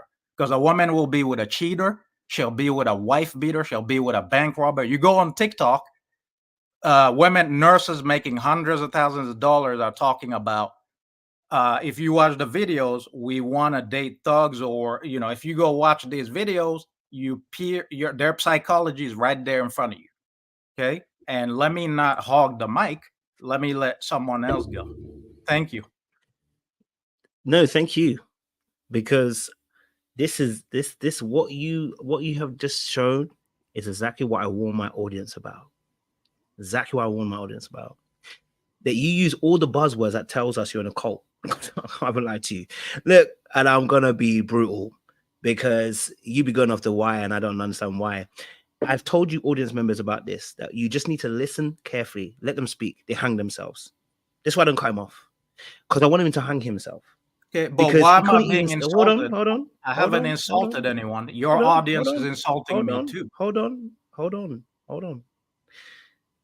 We are talking about Woody Mine. He just couldn't help himself. He couldn't help himself, but he had to go to the race baiting again. He had to call some of the Dusty and the white Dusty and talk about his sisters and how they dated. I want you ladies, pay attention. Don't fall into a trap with men who, when they start speaking nonsense, that you go and nod your head. When they speak, let them speak. Okay, so are you doing the same thing for the men? Are you warning the men about what women do? Or are you really going to go, as someone as intelligent as you, are you really going to throw me under the bus just to appease these women? Are you really doing this? You think I'm doing it for the women, but I'm No. letting you know that if you I consider think, yourself an intellect, can if I- you consider your can I intellect, respond? hold on, JJ, hold on. When you consider yourself an intellect, I want you to behave like an intellectual individual. And when you don't behave like that, right, I call you out and I let the people know what we're Okay, what we're so actually who's the looking at. judge of who's Hold an on, intelligent hold on, person or not? Is hold it on, you? hold on. I didn't say you're not intelligent. Hold on. What I'm saying to the audience is we need to pay attention, both for the men and the women. I don't want you as a brother around my people, then, because that's infectious stuff that I don't like. Because what I'm all about here on this channel is fostering team. You know what I'm saying to you, and family, and that. When people come in with this kind of mindset, right? It's not a mindset that is going to be flourishing. It's a mindset that's poisonous. And we know this, and I've spoken to my audience about this several times, that any man or woman comes with this kind of energy, right? We call it out and we let you know. But we let you know while letting you speak first. We let you speak your speak so people can actually hear it, what it actually is. Because all you came to do was to add poison. Your first thing that you came in to talk about was to come and check and ask if the guy was white, had nothing to do with the actual topic. You don't really care about the topic. Really and truly, you're here to His troll. race You know what I'm saying, matters Chu? because it's out of It his doesn't culture. matter. It doesn't matter. And I had to take him off, and I don't care about warning him. I don't want to warn him. At the end of the day, I really want you guys to really pay attention to this stuff, because it's actually a poison. It ruins relationships with men amongst men, and it ruins relationships with men with women. Men who talk like this and behave like this end up ruining their relationships. And what ends up happening, right, is that it affects not just him, it affects me, it affects your brothers, it affects your sisters, because people like this, if you end up dating them, these are kids that people are procreating with. It's madness, bro. This kind of mindset where you're so invested either on race or invested in women trying to tear them down. I'm here for man or woman. I don't care. If you misbehave and you're not on point, I'm going to call it all the way out on both sides. I don't mind. I'm probably even more biased to men than I am to women because I'm a man. So I'm not going to lie to you on that part. I'm probably going to be more biased to them. You get what I'm saying to you? He's already started a simp stuff situation. This is a cult-like mentality. They've only got one way of thinking. This is why I used to talk about cults with churches. They're the exact same kind of mindset. They own people that are zombies and followers. They use the same language that those who are leaders tend to use. They have no other way. They can't reason. They don't know how to debate. You ever debated with like Jehovah's Witnesses before? No offense to them, but no offense to all of them. But I know Jay, you're a Jehovah's Witness. No offense to you. But sometimes they come with the same point over and over again. I'm like, why? So I'm just saying to you, like, listen, I don't want to hear anymore from LDB. I appreciate him, but he was First of all, it's Jay, and he got her name wrong, and that pissed me off a little bit as well. So, but and then No just talking worries. about you know what I mean? He was getting on to, and I don't like that stuff. And then talking to Mr. Nice, I think Mr. Nice was very respectful when he came on his channel. He's given us great advice, and I always want to respect people that are older and who also give us good advice. I don't want to have to do nonsense with this. You know what I'm saying? So that's the last time I'm going to address it. I'm going to leave it there, but I don't need him back up on here because I don't think he can stay on task and stay on point with the conversation. JT, you wanted to add something? Go for it. I wanted to talk something a little bit about what he mentioned. You see, someone can just have a very good point. Like in the middle of his conversation, he had a good point inside there, but the way of presentation, I can say, you see, he could actually contradict himself and all that and go off.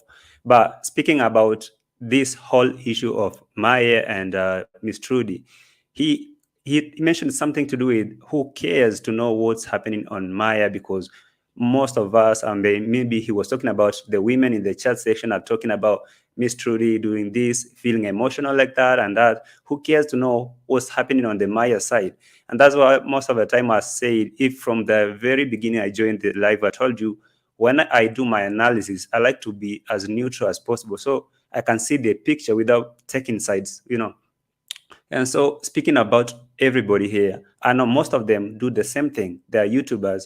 They do their thing publicly. And because they brought this on public, they all have to take the consequences of their choices.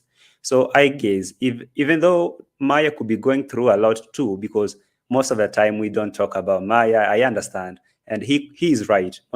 He's right. I can agree with that.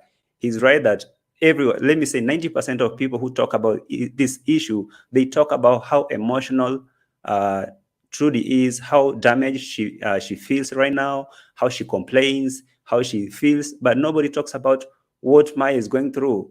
Has anyone tried to listen from Maya if he's right? Can we assume that everything is okay on his end? You see, most of the time, people like, I can say, I'm not trying to sound bad, but you might find that a woman is capable of playing victim and playing emotional and the victim. We assume that now it's the man who is toxic. But we can say, now that this thing is on public, all right, and nobody knows about the truth, but we can just try to assess this whole thing from what we see from both sides, because they hold podcasts like these, interviews, we can see who's saying what and what's the reaction from another person. For the video that you played previously there, I saw, well, what I was trying to bring it as a joke, I could read between that lady's face, like she was communicating something really, really huge out, all right? So that's why we can judge, like Maya is trying to oppress this lady in a way. So we are not trying to judge from an off angle, from an off view. We're trying to see, based on what we can see them doing on public, right? So that's why I feel like, yeah, I might not talk too much about Wode Maya. I don't know most of it, but based on what I can see from this interview, how they respond, how they bring out their stuff, I can see that, I can feel, I might be wrong. I stand a chance to be correct, but I can feel that Maya is kind of good. He's okay with wherever this thing is leading to. But whoever is hurting this lady, so should we advocate for a divorce? Should we say it's over, they do away? No, I think they need help, a professional help, maybe someone to talk to them, you know, they need guidance. And if they don't accept that, maybe we can say, you don't have to die in the hands of someone who is toxic, you know. We don't want to hear that it reached a point where nobody can take it, and now someone decided to take off their life or something, do something crazy. It's early right now. You can just get out and refresh and start over. That is what I thought. Appreciate that. Amanda, go for it, and then Kenyon, Livin, go for it. Okay, so what I wanted to add is that there is something about marriage that once you enter that union, you unconsciously become so relaxed. The things you used to do when you were dating, it just jilts down when you get married. It's like you become so comfortable with each other and you think, okay, it's okay, we're just comfortable. But that is actually causing building up issues in the marriage. And you have to do more, like go extra mile more than you were dating. Because one thing about marriage, it will expose your dysfunction. Like there's something about that union that will expose your trauma, your dysfunction. It's like you're looking at yourself in the mirror and looking at things that you didn't know you were. You will start to find out things about yourself that you're thinking, wow, I didn't know I was like this. I've been preaching about this thing, but I'm actually I'm actually, what I'm actually preaching against. So I would say it's about just realizing and just paying attention to things, being intentional. That's always my word. Being intentional, not to get too comfortable. Evaluate each other, evaluate the marriage, evaluate each other's emotions, evaluate if what you guys are doing to each other, if it's benefiting one another. So that's what I want to add. Thank you very much.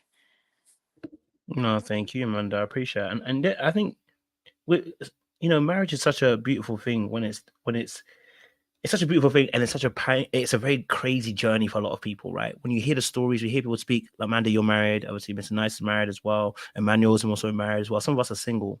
And the reason why we have these conversations as well is so that we can learn and grow, right? Because when I look at Wode Maya, I'm also looking at myself. A lot of times when I do these videos, I talk, and my audience know me very well.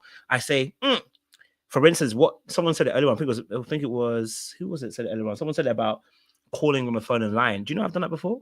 Yeah, it was me. This is why I know all these tactics. I've done them. I know how manipulative it is, and I know where it comes from. It's insecurity. I've done the calling, I've done the cheating, I've done the lying, I've done the gaslighting, I've done I've left a text from a girl on my phone intentionally so my girl can kind of see it. I've done a lot of things that are not good, I'm not proud of. That's why I can call it out and say this is not right behavior. It's not healthy. Because when I was thinking about this morning, I was saying to myself, if we're talking about attachment styles, Jesus Christ would be the perfect example of what a perfect secure attachment is. Because when you measure yourself against Jesus and how he should behave, if any of you are Christian and born again, if you've walked with the Holy Spirit before, he will point out things that you yourself have thought to yourself, it's not a big deal. And Holy Spirit will be like, no, you need to change that. That ain't loving. And you'll be like, no, come on, it's a little thing, right? But Holy Spirit will be like, no, that's not it. Because I'm the standard of what love actually is. And so when you put that as a standard and you put some of the behaviors that we have, you start to realize, I need to change some things about me. So again, we're promoting the fact that we want to see good marriages, but we're now in a generation of 2024. I don't want to see you just make it over the line. We don't want to see you just make it over the line. I don't want to see your car trinket over the line. I want to see your car go over it smoothly. You know what I'm saying, Chu? And this is why when LDB was talking, I was getting annoyed, because what happens is that as men or women, we have these ideas that can be warped in a marriage where we think to ourselves, I'm not going to give it to them. I'm not going to do this to them. I'm not going to give no grace. I'm not going to forgive them, because you're annoyed and you want to cartel the relationship. But as Amanda was saying, listen, marriage will expose you. Relationships will expose you in general to the truth about how you actually function with other people, and that when you're exposed, how do you actually behave when you're vulnerable? You know what I mean? But anyway, I don't talk too much. Okay. Sorry, little black. I'm just gonna leave. Yes. So I'm just gonna leave the chat. Just one thing. You literally saved, like you said something that really saved my marriage. I remember some time back, and you called out something I never knew I had. And that time me and my husband, I had a bit of an issue, and then you said something. I was watching you, and then I was like, oh my goodness, if I don't take this advice that he has actually said, I'm actually gonna burn my marriage. And this is a God-ordained marriage that God had given me. If I didn't wake up and do things, I would have actually lost this. So thank you so much, and God bless you, and keep doing what you're doing. We appreciate you. I mean, sure, baby. Hey, thank you, sis. No, I'm sure. Thank you. God bless you, man. I appreciate that, man. Thank you. That is a bar. Wow, that's heavy. Thank you for that, Manda. Kenyan, living abroad. Is your connection good? I know you said your connection wasn't necessarily working very well. Is it okay now? Right. I think right now it's okay. Yes. You can hear me? Talk to us, sir. So thank you so much for the conversation that has been really needed. It's not about Wode Maya and Trudy, but I think this also affects everyone across, and it's a very relevant topic at the moment.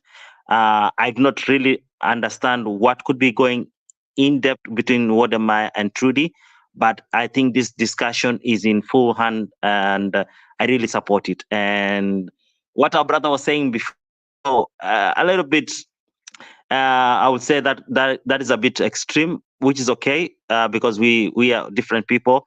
But I think he gave his own position about what he thinks about the relationship between Trudy and Wode, and he absolutely said that they should separate. So you will see him is not for the need that this relationship could be fixed, but actually rather this relationship could stop. So, and I could see there was that kind of division. So those are my thoughts for now, unless you have a question for me. No, you're good, man. I appreciate you. Thank you. Jeff, talk to me. I know you want to jump in, bro. Nah, I appreciate that, coach. Nah, I was just sitting back watching the carnality before I decided to kind of step in and say my piece. But that Okay, was you were mad. there, innit? That was mad. I'm That sure was you'd have mad. finished him properly. Bruv, I was gonna, you know what? I was about to literally lay some AK-47 on this Joker, man. Real talk. He was actually pissing me off. He was pissing me off. Nah, man. Nah, but honestly, from the little that I saw in terms of the clip between Mr. Trudy and Wode Maya, it's clear dysfunctionality on both sides. And I remember a while back, when it comes to certain relationships, people are more alike than they realize, but they show it in different ways. So I would say that both Wode and Miss Trudy, they are fearful, but in a different way. I would say that Wode Maya has definitely a fearful avoidant attachment style. If you're resorting to manipulate the situation to your own end, and I would say that Miss Trudy has a fearful attachment style because of her insecurities. I would say that she's fearful, thinking that, oh, I'm with this guy. I'm not going to be able to get any better than this guy. I'm fearful of losing him because if I lose him, then maybe I have no value. Maybe I have no worth. Maybe someone will not take me seriously in a relationship, so I might as well make do with what I got right now. And this guy, maybe he knows that, or perhaps maybe he doesn't know that. Maybe, I don't know what his relationships were like before, but to self-sabotage in this kind of way, that would only come from a situation when you really don't trust anybody because you don't trust yourself. And when I see that, I think what's happening is moving in a state of fear is not healthy. And as a Christian, we say that God did not give us a spirit of fear, but of power, love, and of a sound mind. He's not showing power, he's showing weakness. He's not showing a sound mind in his judgment. When you are willing to go on a public platform, when he's willing to say, you know, I kind of test and do all of this thing, it's like, it makes me think a little bit of Jonathan Owens and Simone Biles, where there isn't this taking the initiative of wanting to protect your wife, but you're willing to expose her and make her look stupid. Because when I saw the clip, she looked very, very vulnerable. And I can only imagine what goes on behind closed doors and what it said, which I don't think, according to when Mr. Nice said it might be a prank. I don't think he said that it might not be a prank, but this is not prank behavior. If it is, they have to be the greatest actors alive to pull a prank like this off. But you can't fake body language like that. You can't fake a attitude where you are uncomfortable with how you are being outed by none other than someone that is meant to be your significant other. So I would say that as someone who is looking to get married, as someone who is currently in a relationship, as someone who is trying his utmost best to be mindful of the things that he says regarding his significant other, regarding my girlfriend, I'm trying to be thoughtful about what I say, because I can understand having fears, but then when you allow said fears to dictate your every actions, yeah, I can understand why I will not be surprised. I will not be surprised if they end up divorcing. I wouldn't want that to happen, but it's a tough situation, bro. It's tough. Thank you, Jeff, for that. Appreciate that. Master Manuel, haven't heard from you in a little while. I know I've got the last few minutes because I've got to get off some coach. Definitely, I've got a coach in it, you know what I mean? Because, you know, I don't be coaching people but aliens. But Manuel, Master Manuel, if you're there, we'd love to hear your perspective. I think he'll come back. He'll come back. Okay, cool. Let me hear from JT, and then I'm gonna hear from Jay last because I gotta go. So JT, go for it, and then I'm gonna go to Jay. you before you leave. Huh? Sorry, Kenyon, you want to I say got a something? question for you. Yeah, I got a Okay, yeah, question for go you. for it quickly. Speak about age in regards to marrying early or marrying late. Speak about age on that matter. Speak about age. Yes, age. I mean, I Does it think in again. any way affect the relationship? I mean, it depends on the age of the two people. I guess obviously if the two people are depends on their age. I think first and foremost, marriage is a commitment, right? Of course, we are a generation that have grown up with a lot of technology, so we think we know more than we actually do. Here's my thing. I don't care what age you get married, obviously, so long as you're legal. First of all, I don't care what age you get married, but we need people around us. That is a simple fact. Like you are not going. It's going to be very difficult to make it as a couple alone. Do you know what I'm saying to you? It's the one thing Right. that I've learned myself, that I need wise people around me, which is why I don't let anybody into my ear. It's like I need wise people around me that when I get married, like this situation here, if I present it to a friend and they tell me this divorce, I'm gonna look at them like you ain't helping nothing. Because this is not a divorce situation. When I say that, what I mean by that is that this shouldn't be somebody telling me to divorce. This should be someone telling me, Coach, you just told me some information that you need to look at real good. So it's about the people that are in that marriage and the fact that I love what Mr. Nice said earlier on. There is no reason for that. I'm not divorcing for nothing. Bar there be cheating and bar there be absolute physical abuse. I like to add that one too. I'm not about to stay for anybody, and I don't expect any woman to stay in that one. That's you can end up dying. So my thing is that there is no back door for me. So I need to figure out a solution. And there's something that happens to human beings when you tell them there's no back door. It's like for us, especially as Africans, we know this, right? When you realize that there's no choice, we become so ingenious with the way that we can think about a solution to problems, right? We create things that you couldn't even imagine we could create because our back's against the wall and there is no way out. So when you're in a marriage, a bar it be cheating and bar it be physical abuse, you know what I'm saying to you? For me, those are only two things. My back needs to be against the wall and I need to figure it out. I need to figure out a solution, to figure out something to this problem, because we need to be able to make it through this situation. Bar whether you're happy or I'm not happy, whether the situation is looking political or not, I need to figure out a solution. And I think we need to look at it that way rather than looking at it as just necessarily an age. I think it's really about the people you got around me. Are you, are you seeking to grow and develop over time? Are you committed to loving the person and the party that you're actually in a relationship with? Usually it's not an age situation. The problem actually usually is that people will, number one, settle. They just want marriage, and that's both men and women. And number two as well is that we don't get educated very well on relationships, but you get educated in doing a business. You just don't start a business. You educate yourself, you learn, you grow. And that's how relationships are also too. We need to educate ourselves sometimes. It doesn't mean go to school. It means learn about ways to be able to, number one, please yourself and please your partner too. You know what I mean? Yeah. So yeah, I think it's about wisdom Yeah, in that space. I'm sorry I came in late. I had I know age. You've generally discussed about age, but I think also age affects the gender in different ways.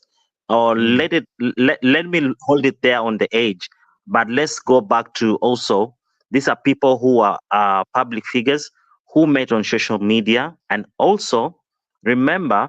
I'm looking into it right now. It just clocked my mind when you talk about age. These are people who met on YouTube. So their first, I wouldn't want to say love, their first point of resolution or point of reference or what they love to do is the YouTube work that they're doing. So I feel like they never gave growth a chance in terms of their relationship. Or what is your take on that? Well, Ryan's really asking these questions out here because I get you. It's sad I came in late. I think we can pull it another day. We will discuss more in it because I got many questions about it. I'll definitely have to come tomorrow and do another live. But you could a little bit brush it off.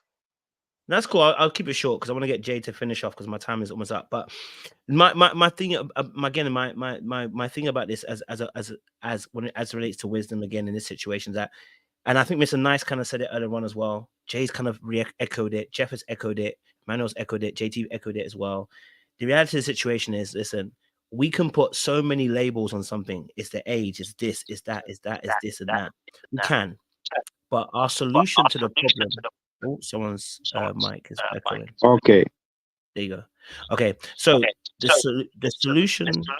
Oh, it's I think Emmanuel. it's Emmanuel's Mike. Yeah. The solution to these situations for me personally is number one, my again, I'm a Christian, so first and foremost, as a man, the Bible talks us to be submitted to God, and for me personally, that's what I look at, because let's say you don't believe in God, you can believe in His principles, and this is why 1 Corinthians 13 is such a powerful scripture about what love actually is. You know what I'm saying to you? If you have Christ in your life, it's even better because you get live instructions. There are many countless men and husbands, pastors also tell you that there have been moments where the Holy Spirit has spoken to them about their behavior. They thought they were okay and they were good, and the Holy Spirit like, change that. Now, why am I saying about the men specifically and not the women? Here's why I'm talking about the men specifically. I believe that husbands are called to cultivate their wives. I don't believe women are there to cultivate a husband. And that doesn't mean I don't believe women don't influence and don't shape us. I said cultivate. A husband is there to cultivate his wife, meaning he's supposed to input into her, which is why I liked what Wode was saying at one point when he said about helping her become empowered. I believed in it. It's just that the underlying reason as why he was doing it, I wasn't with it. But the reality is you are supposed to cultivate. The Bible says you are the head. She is the body in the sense of an analogy. So therefore, the body doesn't respond. The body, as a result, responds to what the head does. Whatever the head feeds the body is what the body's taking in as food and fuel. So I, as a man, as a husband, have to make sure that what am I doing to lead this relationship? Because if I say I don't want you to shout, but then I shout, what am I actually showing you? If I say to you that I don't like arguments, but yet I'm causing mad arguments in a relationship, what am I showing you? If I'm saying that that I want peace in my relationship, I'm willing to cause arguments in my relationship, what am I actually showing you? I can tell you one thing, but my behavior is going to tell you exactly what I really feel. So for me personally, we need men under the submitted guidance of the Holy Spirit, first and foremost, as an authority. And if you don't have God, because people do make successful relationships without God, you need to submit to the principles of love. That's simple. That's simple. And as a man, you cannot be above the laws of love. The moment you put yourself above the laws of love, you will ruin a relationship because you become a tyrant and you become somebody who's a dictator. Something has to be above you so that you can say that even me, as the one that is a leader, I submit to this. This is a principle I submit to. I know I can't do that. I can't go beyond that. We need to have that so that you don't become abusive of your position. So that's what I would say. But my time is gone, and I promise you, I'll come. What's tomorrow? Tomorrow, yeah, I can come tomorrow. I can come tomorrow night. We can go again tomorrow night, and then we can do this in the evening time again and have a discussion. I think more general about relationships and stuff. But I want Jay just to wrap us up. And then we're gonna get off here. I know JT will probably want to say something. My bad, bro. My time is gone. But Jay, if you just wrap us up and and then we get off, and then tomorrow we'll come back again. Yeah, I think you did a very. I was gonna say, I think you did a very good job of wrapping this up already and stuff. There's only much more I can say to it is think about the love. When you go into a covenant, you're making a covenant with your partner and God. Think about how you would want God to treat you in the day of need, in the day of your time of need, when you're hurting, when you're happy, when you're sad. You want to think about God in your partner and God as your partner. And the way Jesus had washed his servants' feet, you serve your partner just the same way. And as the man and that lead of the family, you're teaching your wife how love is, how loving you is, and how to be loved by her is. So with that said, you also have to contain some empathy in you to recognize when you feel there's something I said that may not be just right. Something I did that may not just be right because something changed in her. That little spark, that little energy that drawn me to her, that light in her is not there anymore. I don't see it anymore. That's how in tune with your partners you should probably be. And that's vice versa as for women. You know, I know we don't talk much about how Wode might be feeling and all this stuff like that because hers is on display right now. Doesn't mean that he's feeling any less or any more better than she is. It just means that we recognize there's something wrong through her because her light, her energy is gone. And as a covenant, as a husband, you should sit there and say, as I shine, I want my wife to shine the same way with me. So why are you not shining? What am I doing to make you not shine? What are you doing to not make yourself shine? What are we doing as a team that is not, we're not shining as bright as we once did anymore? Be in tune with your star player as much as you are in tune with everybody in your audience. As a public figure, as a celebrity, as these people that we're having these dialogues off of your relationship, we should be talking about, hey, relationship goals. We see the positivity up in there. And what you do is come tell us about how you triumph through all the hard times, all those hard times that we didn't see in the background that Mr. Nice says you keep back there until you work it out. Do that hard work in the background. Then tell us how you prospered so we can learn from that. And that's how we grow as a community. I'll leave it there, Coach. No, thank you very much, Jay. I appreciate that finisher at the point as well, because it was good. Just a nice sort of roundup. Thank you, JT, Kenyon. I appreciate you, Mr. Nice. Thank you for coming on as well. We appreciate you. Whether you're black, white, we don't give a heck. I just like intellect. Okay, so come back around. We appreciate you, Cap. Yeah.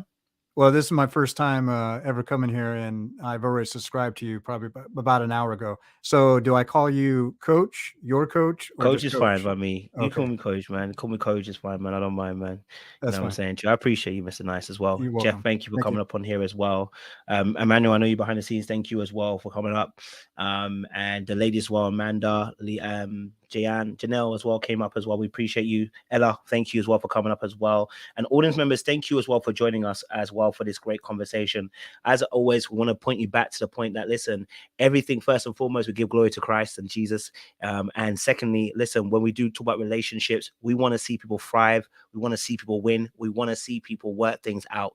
So our first and foremost protocol is always to try and revive, resolve, and heal relationships as well. Okay. I'll be back tomorrow. We can talk about more about this. I'm sure we haven't finished. I'm sure people want to say more things, and maybe people will be more encouraged to, as we've had the first round of conversations. I'll be back tomorrow to discuss a bit more. Till then, make sure you guys like, share, subscribe. You click on that bell button for notification of uploads. We appreciate you, and we'll see you again soon. I'm gonna leave you with my very nice long advertisement that I gave you at the beginning. You understand? And then I'll be out. Okay. I'm sure the guys will probably chop it up behind the scenes, and they talk together. I gotta go. My coaching's waiting for me, but I appreciate y'all. Okay. Very long advertisement. Hey, make sure you grab your lots of tickets. You know, you can get a ticket to Ghana for $6. My friend, don't play with it. You know, and you can get it from anywhere. If you're in Africa, you can also join. Don't be afraid. You understand? Yeah. Hi everyone, I'm Amir Uni, your sales and marketing associate here at Ito. I'm thrilled to announce an exciting opportunity for our food lovers and adventure seekers out there. We at Ito are giving you the chance to win a trip to Accra for as little as $6. Imagine exploring our bustling street, vibrant markets, and our local landmarks that inspired our founding team to build Ito. You'll get to experience the rich history and culture of Ghana, the first African country to gain independence. But that's not all. The lucky winner could join us for Dirty December if they choose to redeem their winnings in December 2024. This month-long celebration is filled with vibrant nightlife, festive activities, and unforgettable moments. Picture yourself dancing and celebrating amongst the festive activities in Accra, soaking up and enjoying what it means to have a nightlife in Accra, Ghana. And of course, as a food enthusiast, you'll get to indulge in the ultimate African food experience alongside our co-founder, Margaret Deborah. From mouth-watering dishes prepared with authentic ingredients to exploring local food stalls, your taste buds are in for a treat. Entering the competition is simple. First, purchase a single ticket or bundle tickets. Second, share this competition with your friends and family to spread the word. And lastly, follow us on all social media to get more updates or chances on how to win.